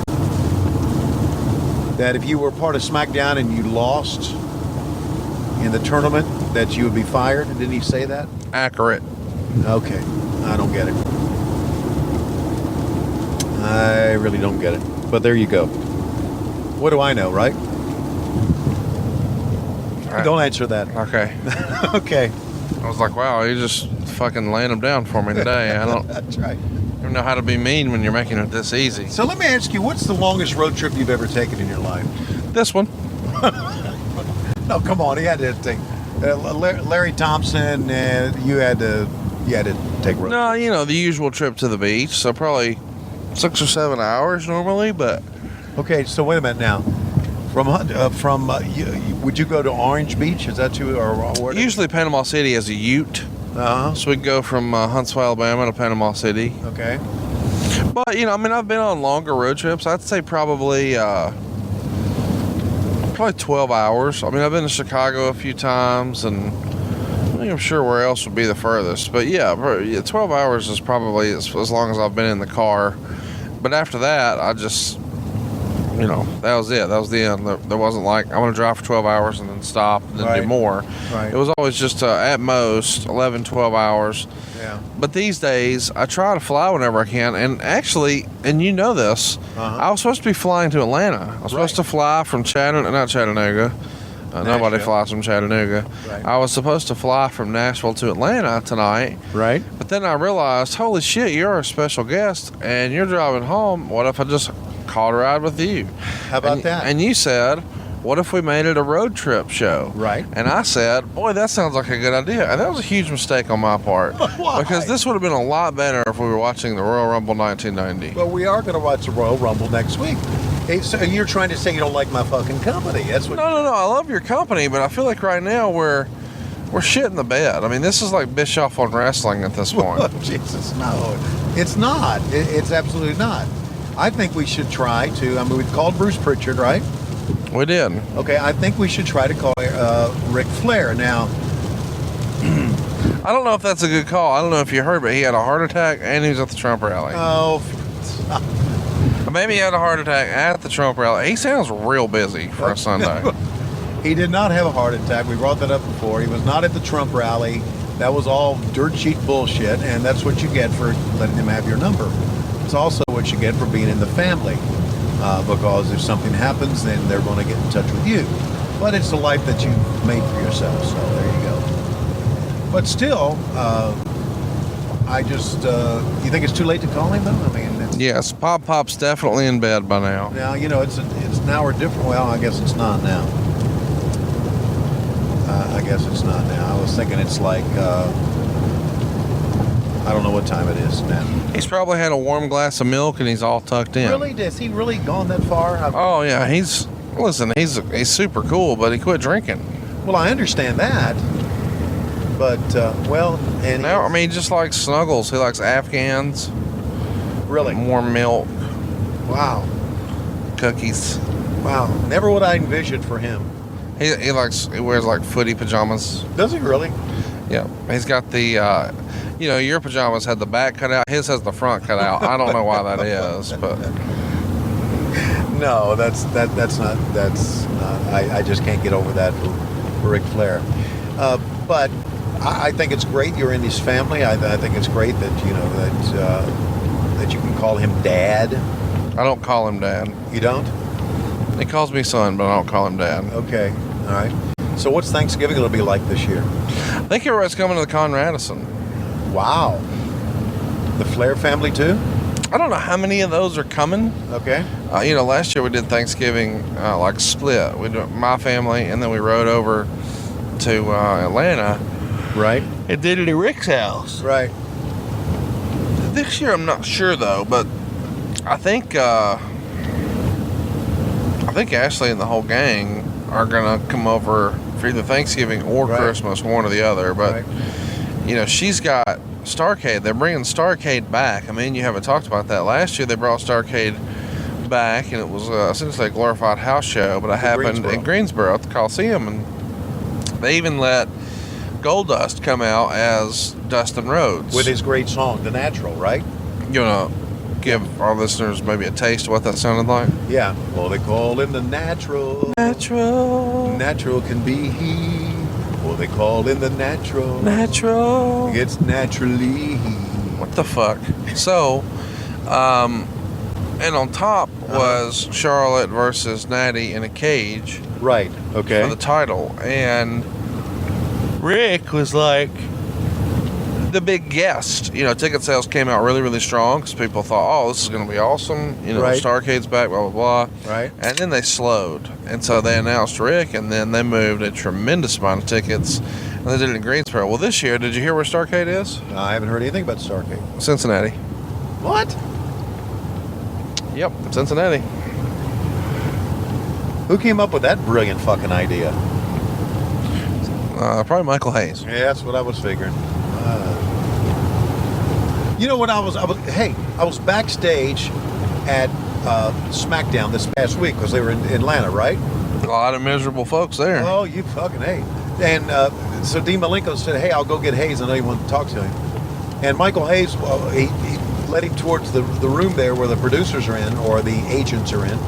And Hayes walked in, he saw me, he said, I hate this motherfucker. I said, Sounds legit. I said, what the fuck? What do you mean sounds legit? Well, I mean, you're not well liked. Wait a second. Hold the fucking phone. God. What you bringing on yourself, though? I don't. I'm a likable guy. You know, like, I mean, did you come to my wedding? There's a for instance. No, but Did I go to your daughter's? Yes, you did. And I mean, do you see some inconsistency? You're just, you're a selfish, old, miserable fuck. Oh my God. But thanks for the lift. Okay, no, you're more than welcome. By the way, there is a billboard we just passed that says, "Are you going to heaven or hell?" Well, yeah, I know they. Where am I at? Is this your state? We don't do shit like that in Alabama. Oh, bullshit. No, we just win championships and fuck our cousins. Oh, wait, hey, by the way, congratulations on Alabama winning the SEC West. And congratulations on Auburn finally winning a game. Barely. Yeah.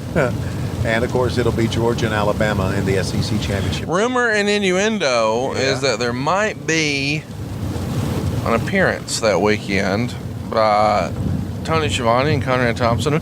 What happened when?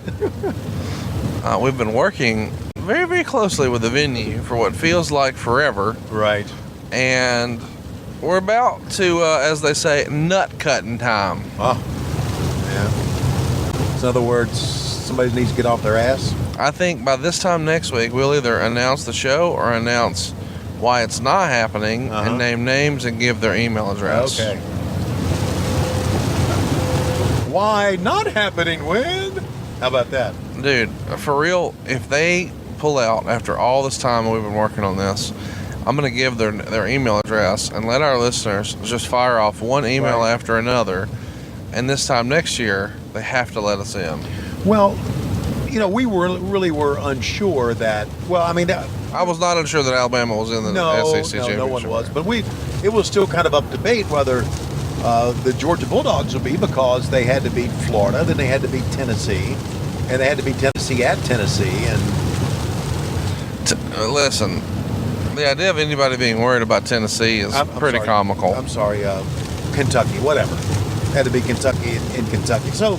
Yeah, so it was different. I mean, it was.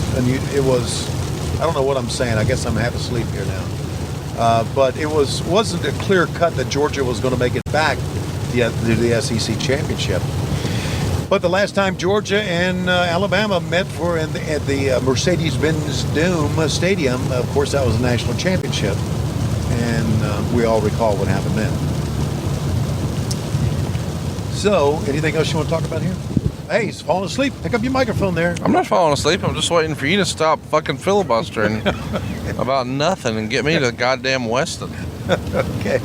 I mean, I've never been on an interstate with a speed limit of 70, and yeah, we're still going 48. I'm going right now. Hey, fucker, I'm going 78 right now. 78. You sped up as soon as I said that. No. You got on the gas. We are gaining on this Honda Civic right here. You need to stop because I'm a hell of a driver. Compared to what? Compared to most people. While you were fucking asleep, there was a car from New Jersey that tried to run my ass off the road. Man, would that not have been a hell of a story? Yeah, wouldn't that have been a hell of a story? If I was supposed to have a plane ride to my final destination, right? And instead, my final destination was you in the backwoods of Georgia. We're not in the backwoods of Georgia. In a goddamn Fiat or whatever we're in. We're not in a Fiat. I'm just fucking around. Yeah. It would be better if Schiavone drove a Fiat. Yeah, wouldn't it be? God, who in the world would drive a... Well, I shouldn't say that. I was getting ready to say who in the world would drive a fucking Fiat, but... They're actually not bad. Really? Good cars? We're not an Explorer right now. Are we in an Escape? Yeah, we're in a Edge. Okay. Because me, I like to live on the edge. Of a lightning bolt, daddy. So what are we talking about right now? This was your idea. I thought you had some sort of format for... Tell me about some of your favorite road stories with, I don't know, Ted DiBiase. I never went on the road, Ted DiBiase. Rick Martel. Never went on the road, Rick. Brooklyn Brawler. Never went on the road, Brooklyn Brawler ever asked you to smell his fingers? Tell the truth. Do what again? I didn't say anything. Brooklyn Brawler what? Did he ever ask you to smell his fingers? No, he never did. And why would he have? I was just making conversation. Put your microphone up in your mouth and talk. I was just making conversation. No. Was that a gimmick with the Brooklyn Brawler that he wanted people to smell his fingers? Jay. What? Is it? Jay. I don't know. Okay. Just making conversation. All right. Well, tell me about the road stories with Marty Jannetty. Never went on the road. Shawn Michaels. Never went on the road. Demolition Axe. No, never went on the road. Demolition Smash. Okay, I can tell you a story about Demolition Axe. Oh, well, thank God. No, Demolition Smash. Well, we'll get it right. Which How about one? Crush? Okay, which one? Mr. Fuji. No, wait, hang on a second. One of them was in Turner. Which one was? That was Darso. That was Smash. Okay, Smash. All right. So, Darso, one day, I think I may have told, if I've told this story, stop me. Darso, one day I was walking down the hallway in a hotel room, and he said, "Hey, you want a beer?" And I went, "Yeah." So he went to his room, and there were like beer bottles every fucking where. And I said, "What in the world are you doing?" And he said, "Well, I had 36 beers tonight. I drank." I said, well, "You drank 36 beers?" He said, "Yes. This will be my 37th." Popped the top, and there it was. I didn't think anybody could drink that many beers in one night. How many beers were the most that you drank in one night? Oh, I could do 37. Okay. Well, good. I don't get that. But so anyway, so that's my Darso story. So any other road trips you like to know about? Yeah, Bushwhacker Luke. Never went out with Bushwhacker Luke. What about Butch? Not Butch. Neidhart. No Neidhart, huh? Bret Hart. Why don't you come close to a name that I know? Hulk Hogan. No, never. The Ultimate Warrior. No. Mr. Perfect. No. Okay, yes. So Jim Crockett brought Mr. Perfect in. We're doing 45 miles an hour again. No, we're not. We're doing 65. So where was I here?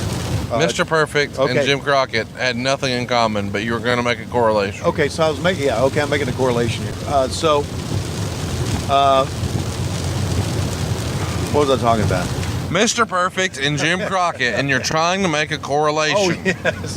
This is before he was Mr. Perfect. They brought in Curt Hennig back in the 80s, before he went to the WWF. And they brought him into Charlotte to talk to him. And they asked me to go pick him up at the airport, which I did. But back then, I was really broke. And I had my mom's old Mercury Comet. And the door on the passenger side didn't work. So we're in that car today, by the way. No, we're not. So I had to go to the airport to pick up Mr. Perfect, or Curt Hennig back then. And I say, "You got to slide in this side." He said, "Are you kidding me?" I said, "No." So he slid in like he was my date. And we both had to get in the same, and he had to slide over underneath the steering wheel to get in. So that's my Mr. Perfect story. It's a wonder he didn't stick around. What about Jerry Lawler? Just worked with Jerry Lawler, the XWF. That's all. Kerry Von Erich. Never met Kerry Von Erich. David Von Erich. Never met David Von Erich, but have you heard the Ric Flair David Von Erich story? Love to hear it from you. Okay. Which means you have heard it. Have you heard the story about David getting drunk and Ric Flair getting David drunk in Japan? And then he died. What? Well, his last name's Von Erich. They're all dead. Oh, okay. Then he died. Got it. No. Well, yes, he did die, but apparently, as the story goes, Ric Flair got David Von Erich drunk, and there was a girl. Rick had a girl, and David Von Erich had a girl, and Rick got David Von Erich and his girl so drunk that they passed out, and he took them up bought a hotel room, took them up to a hotel room, and took off all their clothes. They had passed out, put them in the bed, and took their clothes with him and left. So David Von Erich wakes up with this girl that he really doesn't know, naked in the bed beside of him, and they say Flair was kind enough to leave the cowboy hat, and Von Erich just wrapped the sheet around him, put the cowboy hat on, and walked out of the hotel. He also got him so drunk, right, that he removed all of his clothes in the lobby elevator. So like there's like the little spot where on every floor there's a lobby for the elevator. Okay. So there's like there'll be a bank of rooms to the left, a bank of rooms to the right, and then right in the middle will be this other little room that you step in, and that's where you can gather and wait on one of the two elevators. And there's usually a couple of chairs, like a big fucking painting of a flower, a little end table. You know what I'm talking about? Yes. Okay. Well, he stripped him ass naked and left him on that table. And he woke up the next day, and the elevator lobby of his floor, no room keys, no clothes, and had to figure it out. So this is probably was this in Japan? I don't remember where this was. I just know that he liked to strip him naked and leave him in places. Well, you do know that Flair's gimmick was getting people drunk. He loved. Well, that's still his gimmick. Yeah. Well, I guess that's not. Yeah, it's still his gimmick. Yeah, I mean, he doesn't drink, but he wants you to get fucked up. Right. And and then I had heard that, everyone used to say, boy, Flair can really take a drink. He could really hold his liquor. But the fact is, I've been told many times that that's not really the case. No, that's a lie. He can. But sometimes he would want to make it a race with you and he to see who could drink the most. And in those, he's the dirtiest player in the game because he would cheat. Right, he'd dump out his drink while you were... So while everybody's taking their shots, he's throwing his over the shoulder. Yeah, well, there you go. Well, here we are. He's a master of deception. Sleight of hand. He would sell it. Yeah. And the next thing you know, you're passed out naked in the elevator lobby, and he's Mr. Steal Your Girl. Yeah, there it is. Sherry Martell, got any road stories for her? No, don't know. No, bless her heart. Missy Hyatt. I can tell you the story that I told at Eric's show tonight was, first of all, I liked Missy, and I thought Missy and I worked very well together, because we did some co-hosting of some things, but we were at a show, and I think it was Asheville, North Carolina for some reason, and I was in the back, and she came in, and she had this sweatshirt on that was kind of cut low, and she obviously had no bra on, and she put her bags down and was kind of rummaging through her bags, and I could see through the top of her sweatshirt that she had no bra on, and these boobs were just giant. I mean, they were like unbelievably enormous, and I just kept staring, and it was like, watching a snake, and then the cobra, you look back, and the cobra's got your eyes, and you can't keep your eyes off, and she kind of raised up. She said, "You okay?" I went, "Yeah, I'm doing fine." So that's the only story I know about her. Did you just compare Missy Hyatt's breast to a cobra? No. Well, yeah, I guess I did. It sounds... I guess I did. Like the weirdest analogy I've ever heard. But I liked Missy. I thought Missy did a great job of... What? Playing. She did a great job of playing the quote-unquote dumb blonde on TV. I thought... Oh, she played it. Okay. I always thought she did. I had a... Say, man. What's your favorite Elix Skipper story? That's one thing Lois told me. She said, if you're going to go on a road trip with Conrad, do not, and I mean do not, laugh and pass out while you're driving. That happened to me one time. I don't know if I told you that. Not story. With me. Not with you, but I did with going to Florida one time. Why did you bring up passing out when I mentioned Elix Skipper? Because I almost passed out laughing when you were talking about Elix Skipper having a great run as the manager of Chick-fil-A or McDonald's or whatever it was. So I don't know. That's why I brought it up. Why was that funny to you? I mean, it's the honest living. It wasn't that the story was funny. It's that the delivery was funny. The delivery. You were funny. As in funny. We had a lot of feedback from my impromptu Macho Man promo a couple of weeks ago. Lots of people want to see us bring back the Dead Wrestler Seance if we are so foolish to do a Starrcast 2. Dead Wrestler Seance? You know, where we talked about having Dan Soder hide behind a curtain or something. Right. And we have Lanny Poffo out there, and we pop out a fucking Ouija board. Right. And we try to let Lanny communicate with his brother from beyond the grave. And really, it's just Dan Soder in the back. Right. Well, that's a hell of an idea. And we could also, who else could we communicate with? I mean, we could communicate with Dusty Rhodes. Dusty. Andre the Giant. Roddy Piper. Sure. Sherry Martel. Well, what would you say to Sherry Martel if you were to communicate with her beyond the grave? That's a good question. I would say, Sherry, how many wrestlers did you fuck? Wow, that escalated. I mean, what do you think the number is, though? I don't have an idea of a number. What'd you hear about it? I've never heard anything. I would just kind of. You personally told me Colonel Parker used to beat the hair off of it. I believe his line. I did not say that. Wait, are you telling me Colonel Parker never hooked up with her? No, I'm saying I didn't tell you that, and I'm saying I don't know that. We brought up Colonel Parker once, and you specifically had stories about. Well, you know. No, I don't know. It's just. Well. Rick Steiner? Got any traveling stories with Rick Steiner? No. Buff Bagwell? No. Scott Steiner? No. Virgil? No, why would I have traveled with Virgil? Scott Norton? What the fuck? Scott Norton? No. Sonny Ono? Scott Norton's wife, Tammy. Oh, God. If we're about to disparage Scott Norton's wife, no, I'm not a part of it. I was getting ready to say Scott Norton's wife, Tammy. Friends of mine on Facebook. I've known Tammy for years. She's a great girl. That's what I was going to say. Boy, that's a fucking good story. I'm glad you stopped me to say that shit. She is. I've always liked her. So anyway. You know, we didn't talk about Jim Cornette much.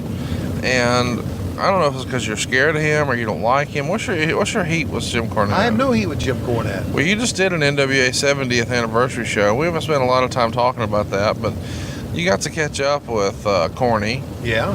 How did that go? Got any good Cornette stories you can share with us? That was tremendous. The only story I have with Cornette was when we both were riding together, and he always had towels with him, and he would eat a Wendy's triple, and he always told me, he said, as soon as I eat this Wendy's triple, I can tell you right now, we're going to Columbia, South Carolina from Charlotte.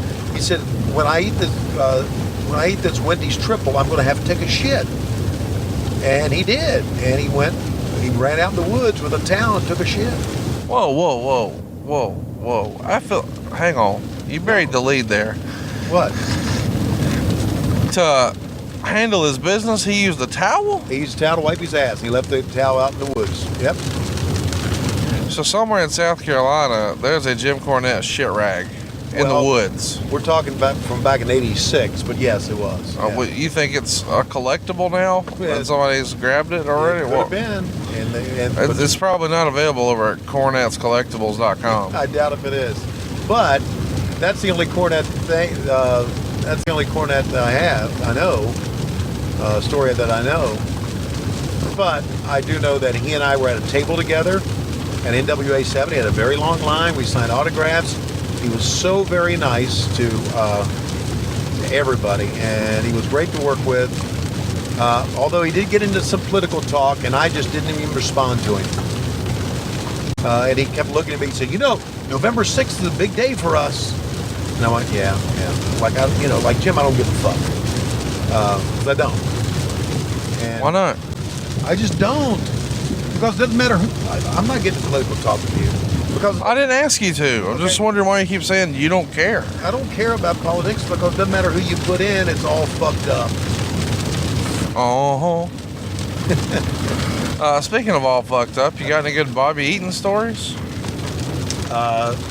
With the exception of one thing that people didn't know about Bobby Eaton, I think, and Jim Cornette can attest to this, that Bobby had a heart of gold, and anytime he would see someone that maybe was, I don't know, looking for a handout or asking to bum some money off of him, if I can use that term, Bobby would always give him money. Just a good man, good guy. Dennis Condrey? Don't know that much about Dennis. Did get along with him, good guy. Stan Lane?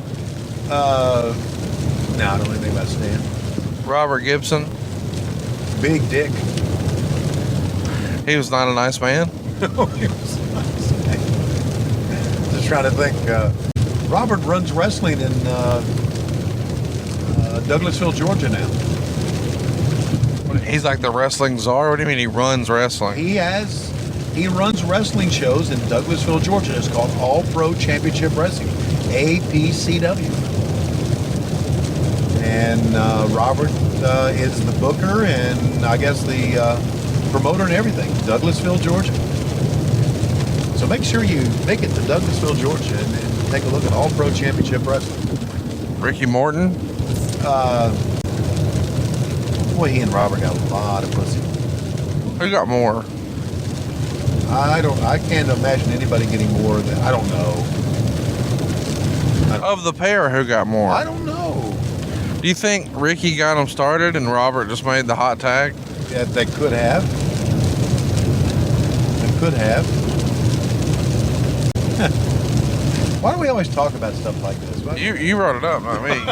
Teddy Long? Teddy Long? Yeah, Teddy was funny as shit, man. Funny guy. And I saw Teddy recently. I mean, we even talked about it. Damn, Teddy put up the ring. He was a referee. He was a manager. He was a hell of a talker. And now, I guess he was a GM of either Raw or SmackDown or whatever. SmackDown. He made a lot of tag team matches, playa. Okay, and he was good, man. Teddy did it all. I have a lot of time for Teddy Long. Are you awake? Yeah. Okay, I'm just thinking. Making sure. I'm the one who's got to guide the whole show here. You're steering, but you're not driving at all. You know what I mean? Well, I am driving. I'm driving the fucking car. Cool. Okay. Well, interview me, fuckhead. Okay, so when you were growing up, when you were a young man in Alabama. Okay, when did you first realize that there was professional wrestling? The summer of 1988. The summer of 1988, and were you watching Continental Championship Wrestling at that time? Nope, WWF. I was a little Hulkamaniac, brother. Hulkamaniac in 1988. Okay, and where did you see WWF TV? A double VHS of WrestleMania 4 at the video store, right. And after that, I was hooked. Wow. I loved Macho Man, and I loved Hulk Hogan, and it was off to the races. And then eventually, I just had a thirst for wrestling, and I found the other show, NWA. Right. And I didn't like it nearly as much, Right. but I love the Steiner brothers. I love Sting. And it wasn't until I was much older that I had a real appreciation for Ric Flair. You know, as a little kid, I was all about Hulk Hogan and saying your prayers and taking your vitamins, brother, and all that. Yeah. And then I got out of wrestling like a lot of kids did. I think they go through different phases where you sort of pick it up and then put it down. And I put it down in 1992, and I didn't come back until 96. And by 97, I had gotten into tape trading and everything else. And that's when Rob Feinstein was selling videos like Best of Ric Flair interviews and Best of the Horsemen. And it was just VHSs where he had compiled all the stuff from TBS, and those were really popular compilation tapes on the tape trader market. And man, that was what I needed to hear as a 15-year-old. You know, just all about the stuff that I think a lot of teenage kids would be interested in. You know, the money and fame and women, and you know, you get on TV and tell you that he had a limousine a mile long filled with women just dying for him to go woo, and Right. his shoes cost more than your house, and Yeah.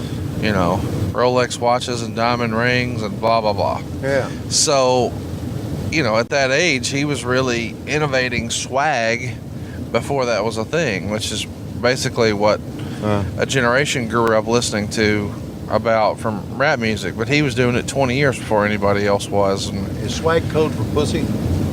no, it's, you know, just swag. Ric Flair's cool. You Right, know, of course he he's dressed to the nines and custom tailored shit, and he's got the big gold watch and the alligator shoes, and he's stepping out of a Rolls Royce. That kind of shit. Right. Well, so when did you first really meet Ric Flair? I met Ric Flair for the first time in 2013. All right, so 5 years ago. 5 years ago. And then when did you meet Megan? I met her in 2015. Okay. And we started dating in 2016. Okay. And we wed last month. Right. So, so how did you meet her? Did Rick introduce you guys? I met her at his birthday, actually, in 2014, but we didn't spend much time talking because, you know, it's a big party. By the way, I guess we should mention, Flair's 70th is coming up in February. Yes, I know that. So you're in the loop on all the... Yeah, okay, roll tide. Yeah. So I met her at the 65th, but, you know, just... I spent a lot of time with her brother there. I really got to know Dave at the party, and we became good friends. He's a great guy, man. He is great. Yeah. Well, anyway, fast forward, the next year, I'm at WrestleMania. Not the one in New Orleans, but the one in California. And I wound up drinking with Rick at the hotel bar, and she was there. And then eventually it was just she and I drinking at the hotel bar. And time passes, and about a year and a half later, maybe a little less, she is at the lake with her dad. He had just got this really big badass boat, and she's spending the weekend with him, and I chatted her up and roll tide, man. Well, there you go. And I'm a salesman. Hook. The rest is romance and pro wrestling history as well. You know what's funny? I don't even know that I told you this, but our first date, she and I's first date. Oh, wait a minute. Do I need to hear this? Happened on the exact same day that Bruce and I's first episode debuted. Really? So our debut episode of Something to Wrestle, which in a weird way allowed this podcast to happen. Yeah. Right.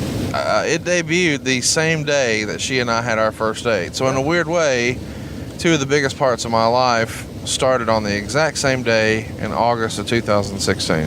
Wow. How about that? Wow, that's something else. That's crazy. You know, and the day that mine and your show debuted, I got food poisoning. I don't know if that was a sign or what, but I had a feeling that something like that was going to crop up. So, do you realize that you and I are in our 90s in our episodes? We're getting ready. How about you're so anxious to get to 100, you skipped a fucking show. I did? Yeah, a couple of weeks ago when you uploaded the show, you didn't put the right number. So I don't know the exact number, but let's say it was 92. Yeah. You went straight to fucking 94. I missed 2? Well, no. Okay, I went from 92 to 94 instead of That's what's one in the middle. Yeah, okay. Fucking hillbilly. Are you serious? Yeah, so we've skipped one. Okay. Now, you and I have done all the fucking shows, but you just decided to go into business for yourself with the numbering. I know somewhere in Redneckville, Virginia, you fuckers, teaching ladies done learned me all she said I needed. I'm ready now. I can call me some baseball, call me some wrestling, might even get me a little football in there. Hut. Count to 10, Tony. 1, 3. You're gonna do it like Tommy Young. 1, 2. Oh, which. By the way, oh my God, it stopped raining. You were really giving Eric a lot of shit tonight about Nick Patrick's. I don't care what anybody says. Nick Patrick went into business for himself at Starrcade Really? He didn't follow fucking orders. Eric Bischoff told him at Starrcade 97, we're going to do a screw job finish. Right. We don't think Sting can go over clean because Hulk doesn't think he has a good enough tan. So we're going to do a screw job finish and introduce Bret Hart because the screw job angle's super hot. So it's a way to involve him in the angle, get a little heat. So we want to screw him. So we want you to do a fast count. You've already been established as a dirty referee, the heel referee, so it makes a ton of sense that you would favor him, and then we're going to have Bret come right the wrong. So all you've got to do, Kenny fucking Powers, is get down there and do a fast count. And he didn't do it. And eventually, Hogan came by and said, hey, brother, Ixnay fast counte, do it regular. And Nick Patrick has gone on record as saying that's what happened. The guy who, quote, the guy who thought he ran WCW told me to count fast, and then the guy who actually ran WCW told me not to. So he didn't, because he felt like Hogan was working Eric Bischoff like a puppet, and nobody ever disagrees with that.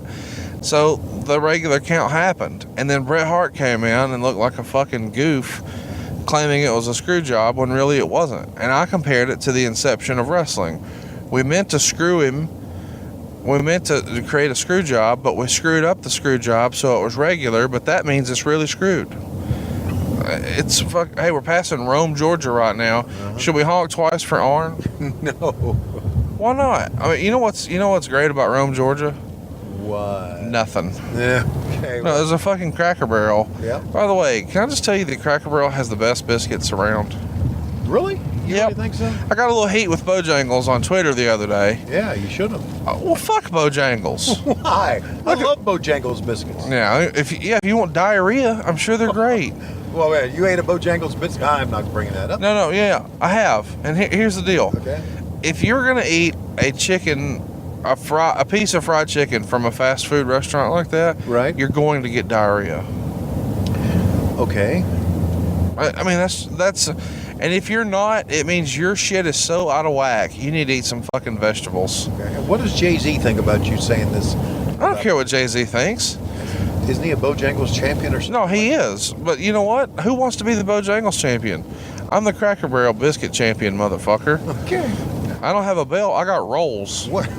Yes. Not like yeast rolls on my belly. Those fucking Cracker Barrel biscuits are the jam. Anyway, Nick Patrick. Yeah. Should have been fucking fired. Or Hulk Hogan fired. Right. Now, if I'm running WCW and I had to pick, okay, I know which way I'm going. Right. But you look at all the things that people were fired otherwise. Let's imagine for a minute that there's a main event on Nitro. Not even the biggest pay-per-view ever. But first, can we agree that Starrcade 97 was the biggest pay-per-view in the history of the company? It was the biggest build-up we've ever had to a pay-per-view. And the biggest buy rate. It made the most money of anything you guys ever did up until that point. All right. Now let's imagine it's just a regular-ass Nitro. And let's imagine it's a six-man. And on one side you've got the NWO, and on the other side you've got the Horsemen. And let's imagine right before the finish, Sean Waltman walks over to the referee and says, "Don't count it fast, count it slow." Does Eric Bischoff fire that motherfucker before the sun sets? Yes, he does. But he doesn't here. Why? Because it's Hulk Hogan. So, let me ask you to clear all this up now. And I'm a Hulkamaniac. Okay, so what did Eric say about this? I mean, he has no good answer. No good answer for it. Because he knows he's fucking dead to rights on it. And I mean, because my thing is, what if Honky Tonk Man did it? But the whole idea that Sting didn't win because Sting wasn't in shape and Sting wasn't tan is bullshit. Sting was wearing a bodysuit at this point. Right. And Sting, was pale, but let's run through this. And I know, a lot of people would say, oh, the least he could have done is be tan. He's got white kabuki face paint on. He's wearing a bodysuit. And he's been this dark, depressed character in the goddamn rafters for a year. Do we think in his free time he's hanging and banging on Venice Beach? No, that's not what the character was. When he's blonde surfer Sting, yes, he's tan. When he's kabuki depressed with white face paint in the fucking ceiling with vultures and trench coats, I don't imagine he's tan. It's a make-believe cop-out. Hogan just didn't like the idea of not being the top guy and had to wonder If Sting beats me clean in the middle after all this, what does that do for me? And anybody who says differently just doesn't fucking pay attention. Wow, it's this is more convoluted than I thought. You disagree? No. I'm just saying that, and I was a part of this, and I didn't know what happened. I didn't know what happened. Just well, how about? I know you haven't read the WCW Nitro book, and you've even popped off a few times on the podcast and on tweets where you would say, "Oh, great, another book by a motherfucker who wasn't there. I'll pass." Right. But the deal is, Guy Evans went and interviewed a ton of Turner executives, not just the wrestling folks, but people who were inside the office. And he uncovered a lot of really cool little nuggets of information. And one of which is really, really interesting, where he says that maybe the purchase of WCW was an inside job. That fucking makes my head explode. Yeah, so you got to read this book. You know, me and you and Eric talked about it, and I know you sort of dismissed it, but even Eric was like, no, seriously, you got to read it. Right. So I'm going to get you my paper copy, but if you're listening, you should get a copy too. This is not a paid ad. It's just really a good book if you like the story of WCW. And it's WCWNitroBook.com. And I think Guy Evans did a great job, but one of the main plot points at the very end is, you know, the way this deal went down was Brad Siegel made a deal, or helped make a deal, once Jamie Kellner canceled WCW programming on Turner stations. Right. Siegel made a deal to sell WCW to the WWF for a greatly reduced price. Fusion Media was going to pay them $67 million. And that was Eric Bischoff's company with his investors. That's right. Right. And the two guys who were the primary backers of Fusion Media were the guys who did Turner Classics. So what they did is they went around, processed their business model here. They go around and they secure the rights to all these old collegiate games: baseball, basketball, football, whatever. Okay. And now they've got this old historical footage of these college games that nobody was really doing anything with, and they decide to monetize it and create a channel. Well, eventually they sell it to ESPN for $200 million, and it becomes ESPN Classics. Right. And so what they've done is they've taken old footage that existed but nobody knew what to do with and saw no value in, paid a nominal amount, and then made a mint. You follow me so far? I'm following you, right? So if you buy WCW, knowing what we know now about what they did with the collegiate sports, that would make a lot of sense just by WCW, just from a library standpoint. Would you agree? Sure, yeah. So now that we've got that understanding, they go and they make an offer, which is $67 million. And a lot of people assume when they hear that number that that's $67 million in cash up front, but that's not true. The reality is they were supposed to get that money stretched out over several years based on certain advertising monies that were going to come their way. A lot of this revenue was essentially going to be guaranteed through the television contracts. Sure. The actual cash outlay up front was not all that different from the WWF's. However, if the television deal went away, well, now that $67 million isn't even a real offer anymore, because the lion's share of that was to come through television performance. So here's where we are. Stu Schneider was with you guys at Turner, and he winds up in a power position for the WWF. So he jumped ship from WCW to the WWF, and he is the one who made the deal with Brad Siegel. But allegedly, the rumor and innuendo is that Snyder called in a favor in order to curry favor with Vince McMahon and his new employer, the WWF, and negotiated the deal with Brad Siegel, but on the way had Brad Siegel go to Kellner and have him kill WCW on Turner, which cleared the way for any other investor to remove their bid, because the Jarretts and Fusion, Bischoff, everybody is out without TV deal except Vince McMahon. Now, a lot of people would say, what relationship would that, why would that matter? How would Snyder be able to do that with Siegel? Because they were fraternity brothers. Yikes. It's all connected. And it's all in this WCW Nitro book. And, you know, the idea that that's the way it all went down. Because, you know, so many times we hear people say, oh, well, if that's all it was, you know, why didn't I buy it? Why didn't this guy buy it? Why didn't blah, blah, blah? Right. Because I'll tell you, if WCW was for sale today, Yeah. and we could get all that footage Yeah. for $2.5 million, Yeah. me and you are buying it. Yeah. We'd find the money to buy it. Well, yeah, we'd fucking buy it today. Right. It'd be that fast. Right. Because look at all the opportunities you and I would have and Eric would have just by using that footage. The footage from that is worth so much, not counting what other opportunities you had through licensing and things like that. All right. So now I have been saying on this podcast for so long, even we have a character on Patron called Kellner's a Dumas. Right. Hey, we're passing Acworth. Should we go to Shoney's right fast? No. Well, what if he's there? Yeah. Why would he be there this time? I don't know. If you think we're not going in there, I ain't scared. You sure? Yeah, I'm sure. Okay. We gotta fucking go. Okay, here we go. We're gonna go. We're gonna pull over. 'Cause You know there's a Shoney sign. I've never been by here. Well, yeah. Well, there it is. Yeah, it's on the interstate sign. So let's go. All right, we'll go there. All right. So anyway, tell me about Kellner's a Dumas. Okay, This so- might be the last story I ever hear. What? Maybe I shouldn't call him Kellner's a Dumas. Maybe I should call him Siegel's a motherfucker. Siegel's a motherfucker is pretty accurate. Okay. I mean, this story makes my head explode. Good God. What? Man, it's good old boy system. It's good old boy 101. Well, And speaking of good old boys, I think you're driving me to my untimely demise right now. hey, didn't you just say, let's go there? Oh, no, I'm not not scared. scared. Here's the deal. Not only am I going in there, I'm shitting. I'm going to go in and I'm going to say, I gotta take. hey, I got to take a shit. Is this a Shoney's that's open 24 hours? We're going to fucking find out. I bet you it's closed. No, I don't think it's left. I thought it was right. Is it left? No, the sign said left. Okay. All right. So we'll see. Maybe this is the wrong. Well, what other would it be? Yeah.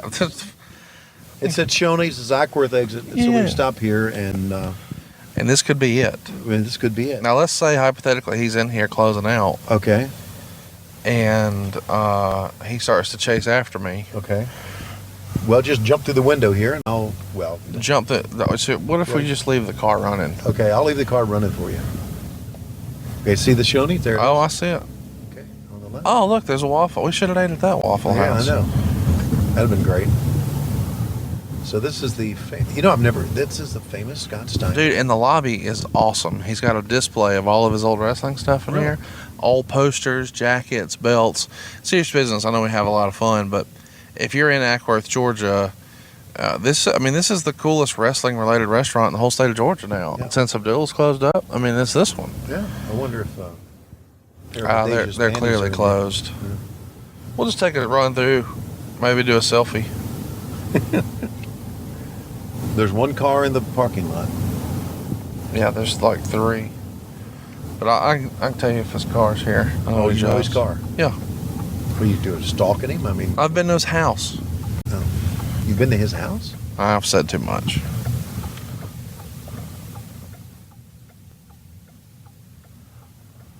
There's a car following me, too. Oh, that's not good. Okay. All right, so we're pulling the, well, I missed the turn. No, you didn't. It's right here. Okay. So this is it, huh? Yep. I think there's somebody in there. I got a beer bucket and draft specials. Okay. Wow, how about that? The Hardee's is closed up, tighter than a jug. Now everybody's leaving. That's the staff leaving. We missed it. You want to go, why don't we pull in and say, Scott here, do that. Sure. Okay.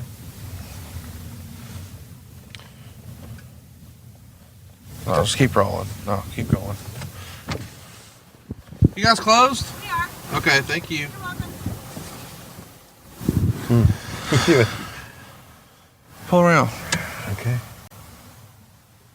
Well, there's a Taurus. I'm sure he, whoops. Oh, He's not driving a Taurus. but he could be driving this thing. No. No, he wouldn't be driving a. No, he wouldn't even fit in that.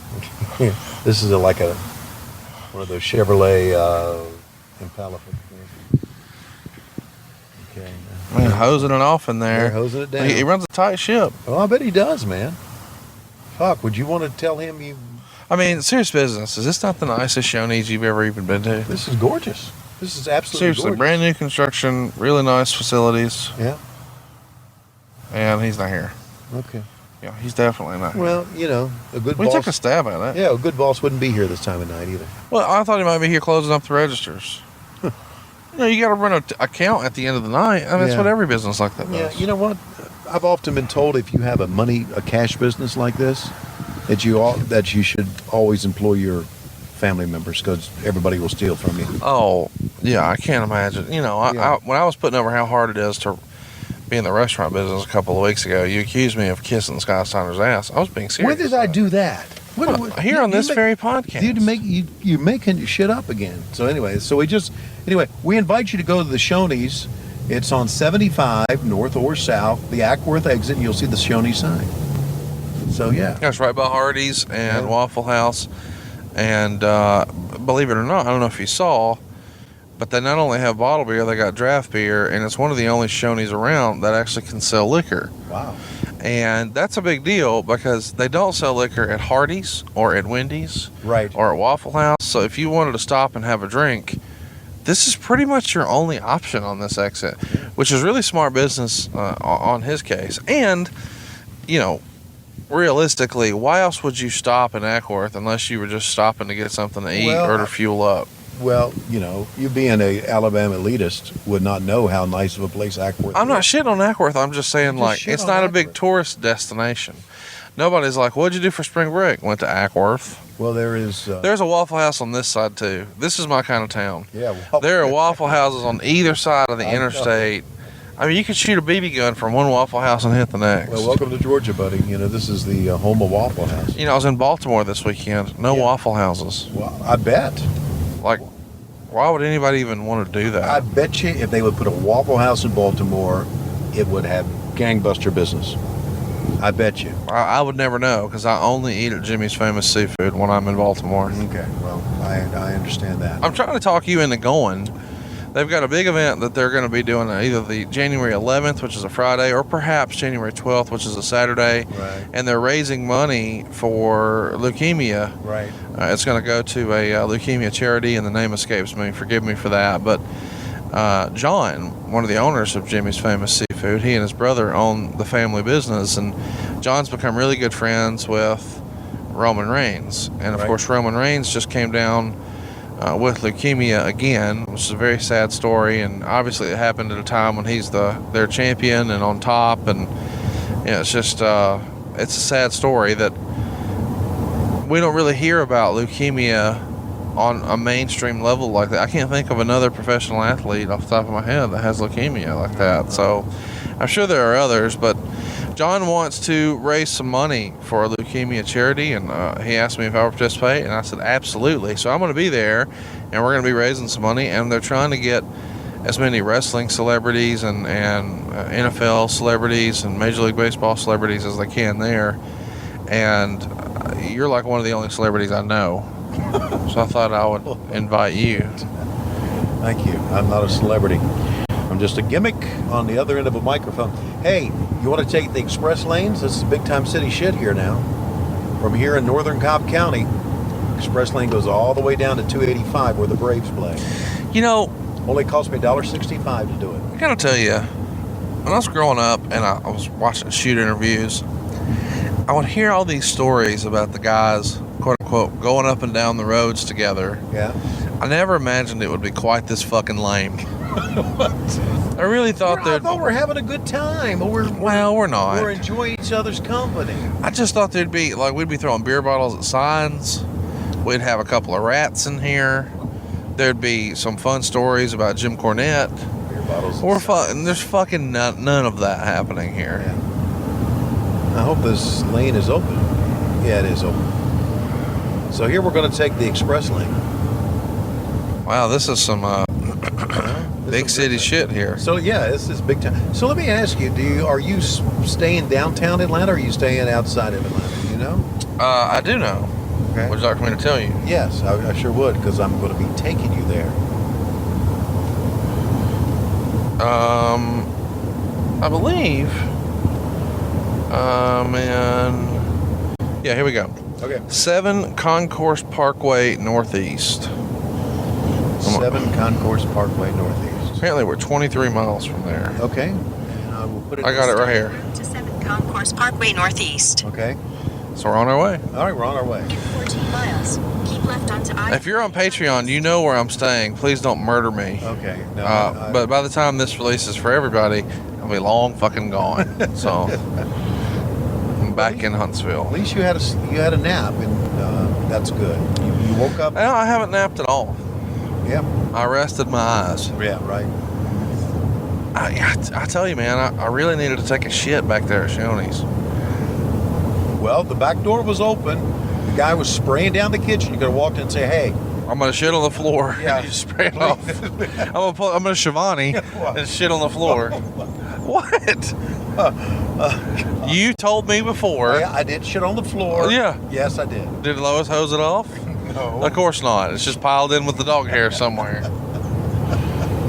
You know, that's what's great is, just a little while ago, at the very thought of me coming to your house, you're Right. like, let's just meet at a Starbucks. Yeah. Yeah. Because, let me just tell you, if I was to come to your house, Yeah. I'm not exchanging pleasantries. I'm getting in that goddamn attic. On my fucking belt. Oh, God. I don't think it's in there, but you never know. You never know. Is that music director dead yet? When can I get my belt? He doesn't have the belt. I asked him, he doesn't have the belt. We talked about this. So, anyway, this is Kennesaw State to your right. Kennesaw State University. Why are you pointing this out? You're like the worst tour guide ever. This is Cobb County. Do you light up the bridges up there so you can see the stabbings better? No, this is Cobb County. It doesn't happen in Cobb There's County. stabbings up there. No, it's not. We're in Atlanta. No, we're not. Where is Ludacris? Where is Jermaine Dupri? Okay, see, now we're talking to downtown Atlanta. We're not going downtown. This is Barrett Parkway. Got the Town Center Mall over to your left. Where are the Real Housewives? Don't know. I've been here for minutes and I have not seen Tom Glavine yet. Oh. All right, your favorite Braves pitcher of all time. Right. Who is it? Tom Glavine. No, the answer was John Smoltz. Really? Your favorite Brave of all time. My favorite Brave of all time? Yep. As a person or just to like to watch him play? I like to watch him play. Chipper Jones. Dale Murphy. You're 0 for 2 so far. All right. As a person, who is it? Tom Glavine. Terry Pendleton. You're 0 for 3. What? Oh, God. By the way, that Terry Pendleton, Ron Gant, David Justice, Yeah. Fred McGriff. Right. I mean, that's the best Braves ever. Right. I don't give a fuck what anybody says. That was a magical time. Piss off, Chipper Jones. Well, It's that. Chipper was on that team. Nah. Well, he wasn't on that team until 95. You're right. You're talking about, I'm 91. talking about 92. worst to first, baby. Yeah, you're talking about 91. I'm with you. Yeah. They're the best. Mark You know, Lemke was I don't on even know that that you saw, but I have that team's like a team signed batting helmet from the Braves. You do? Where'd you get that? It's been in my house every time you've been there. Okay. It's well, in my downstairs den to the left, right. on the middle shelf. That's the same room where you nearly choked and died and Matt Coon just watched. Right. By the way, big blow up. Apparently Matt Coon and I now have real life heat, and I don't even know how it happened. Are you serious? Yeah, all of a sudden, Vince Russo started like trolling my Twitter, and I started just firing back. And then I said, this is dumb. So I just contacted him directly. I just sent him a text message, not a DM. Yeah. And he like bowed up a little, and then we straightened it out, and everything was fine. And I thought everything was fine. Well, now they've even started a gimmick where whenever you buy a shirt, they give you a call. And so I'm like, well, listen, that's fine.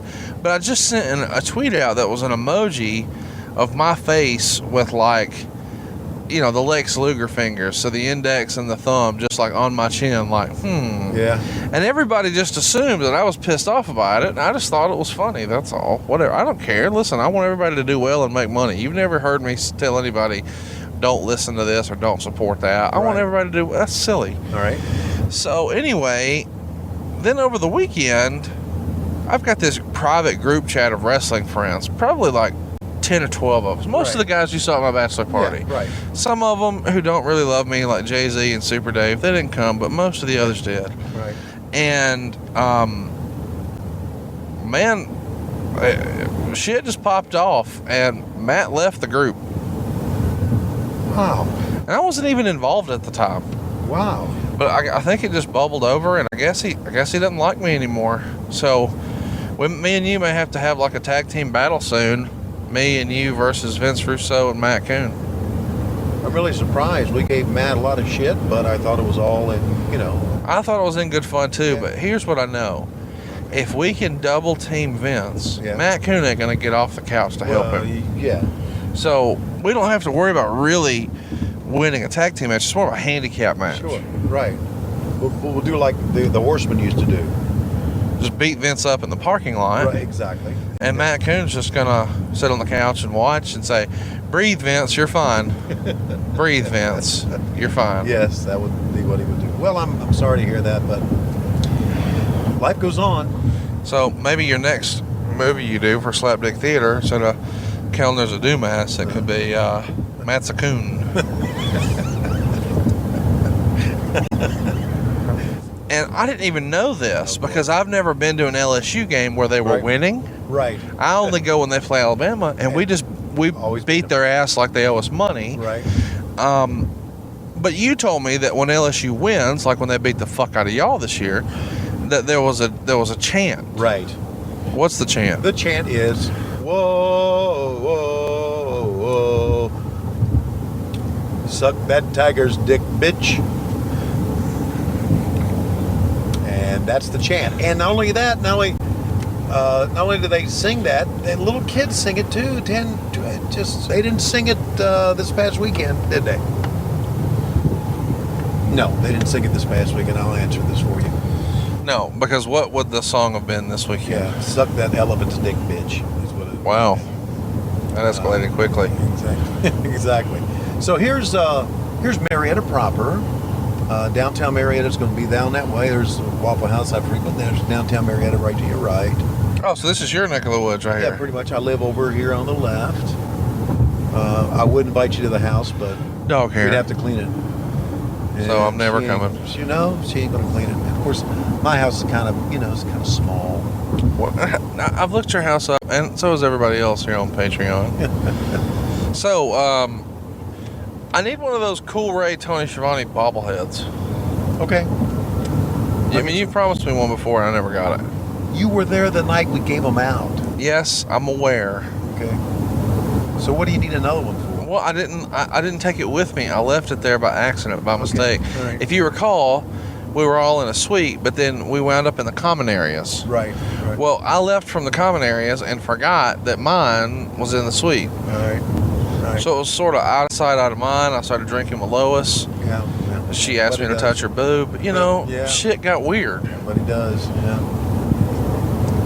Well, So you brought up today with Eric how you were jealous that he got to make out with Linda McMahon.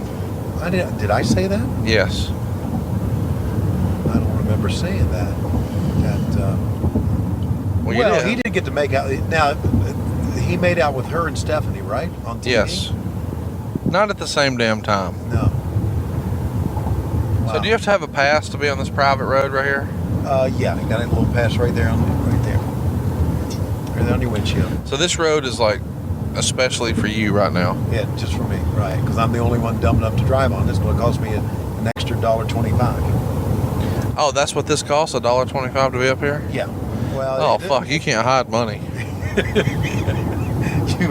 I just wanted to show it to you because this is a part of the new Metro Atlanta area. This express lane, and see and then when it's afternoon drive, they'll all come this way. It's like only 2 lanes, you see. And have you ever seen the new Brave Stadium? I've driven past it. Okay, you're getting ready to drive past it again. Dun, dun, dun, dun. You have helped a lot of my friends with. Keep left onto I-285 East. Gotcha. I know where to go. You have helped a couple of my friends with tickets Right. to the Braves. It's good to know that you got the hookup for a brother. I appreciate that. Yeah.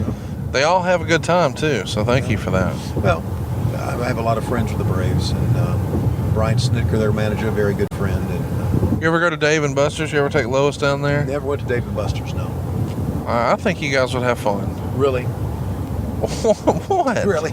You think Lois would like something They like sell booze. that? Well, I know they sell booze, but you think Lois would enjoy playing video games or bowling? Yes, they have Whack-A-Democrat. I think she'd have a good time. Whack-A-Democrat. It's like Whack-A-Mole, except with Pelosi. Oh, really? No, I just made it up. I know we don't talk about politics. I just thought it would be funny. You could lie. Be like, Lois, I got big plans for us this weekend. What if you got to drink as much Jim Beam as you wanted and you got to hit Nancy Pelosi in the face? She'd be packing a fucking bag right then. Yes, there would be none of this. I can't leave the dogs. It's fuck the dogs. They'll be okay. I'll be back in a week. Yeah. Just put out some food. We'll be fine. Oh my God. Oh, that's too fucking much. So you told me over the weekend that here we go. One of our Patreon Onto I-285 East. one of our Patreon subscribers unsubscribed because you and I were Trump supporters. Yeah. Which we've never even talked about politics on here. No, and look, I'm not a Trump supporter. I'm not a Democrat supporter. You fucking hate everybody equally. Yes, I do. Keep left to merge onto I-285 East. Yeah, they said, give you a reason on Patreon why you're no longer a patron. And the reason was because Conrad supports Vince going to Saudi Arabia and because Tony and Conrad support Trump. And I don't remember us talking about that. No, it's just a fucking... Keep left to merge onto I-285 East. By the way, a Kia just blew past us. I know it did. Doing about 130. I'm going 70. No, that's what I'm saying. He moved. Yeah. He passed like we're sitting still. I know. It's like... And it's he's taking his own life in his hands. I know he is, especially being in a Kia. That's what I'm saying. So... The thing might disintegrate. So I've been doing this thing on Twitter every night before I go to bed. Oh, I love it. Okay. And recently you got called out for being creepy. Right, because I said goodnight, Paige. And all the ships at sea. And all the ships at sea. And somebody said, that's creepy, bro. Well, duh. Well, I did that because... First of all, you've said goodnight to insert thing here for weeks. Right. I've said goodnight to Mel Brooks. I said goodnight Gene Simmons of Kiss. It's just... Kermit the Frog. I did that one day. I don't have any sexual... Well, you do have a green frog proclivity. I know for sure you do. I don't have a green frog proclivity. There you go. Okay. That was easier for you to say than library. So anyway, I was backstage at SmackDown, and I never have really enjoyed Paige as being the general manager of SmackDown because her voice kind of like grates on me. And I think when she talks, I'm going, I don't want to hear that. But I saw her. 2 miles. Take exit 25 onto Roswell Road towards Sandy Springs. We got it. So anyway, I saw her in person for the first time. And I went, whoa. She's pretty roll tide. Pretty roll tide. Or as I would say, go dogs. So there. So I just said, and she doesn't know me from Adam. So. No, she knows you. No, she doesn't.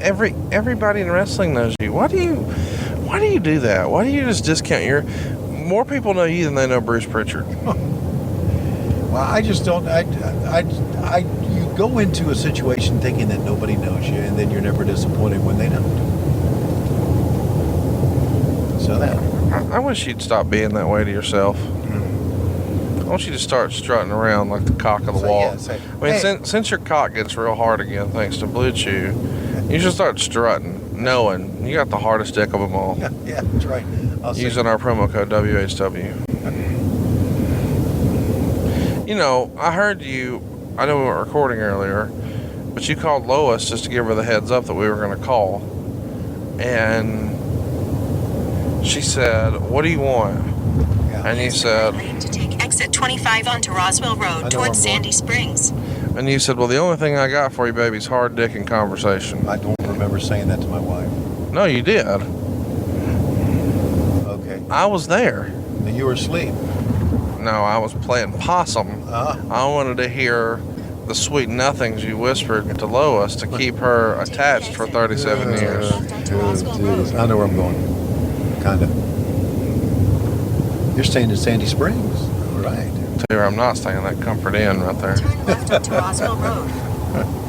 Did anybody ever stay in a Comfort Inn on purpose? Yeah, I have. On purpose? I've stayed in a Red Roof Inn on purpose. Did they leave the light on for you? That's Motel 6. Well, they probably left the lights on, so because if you turn them off, the cockroaches come out. Good.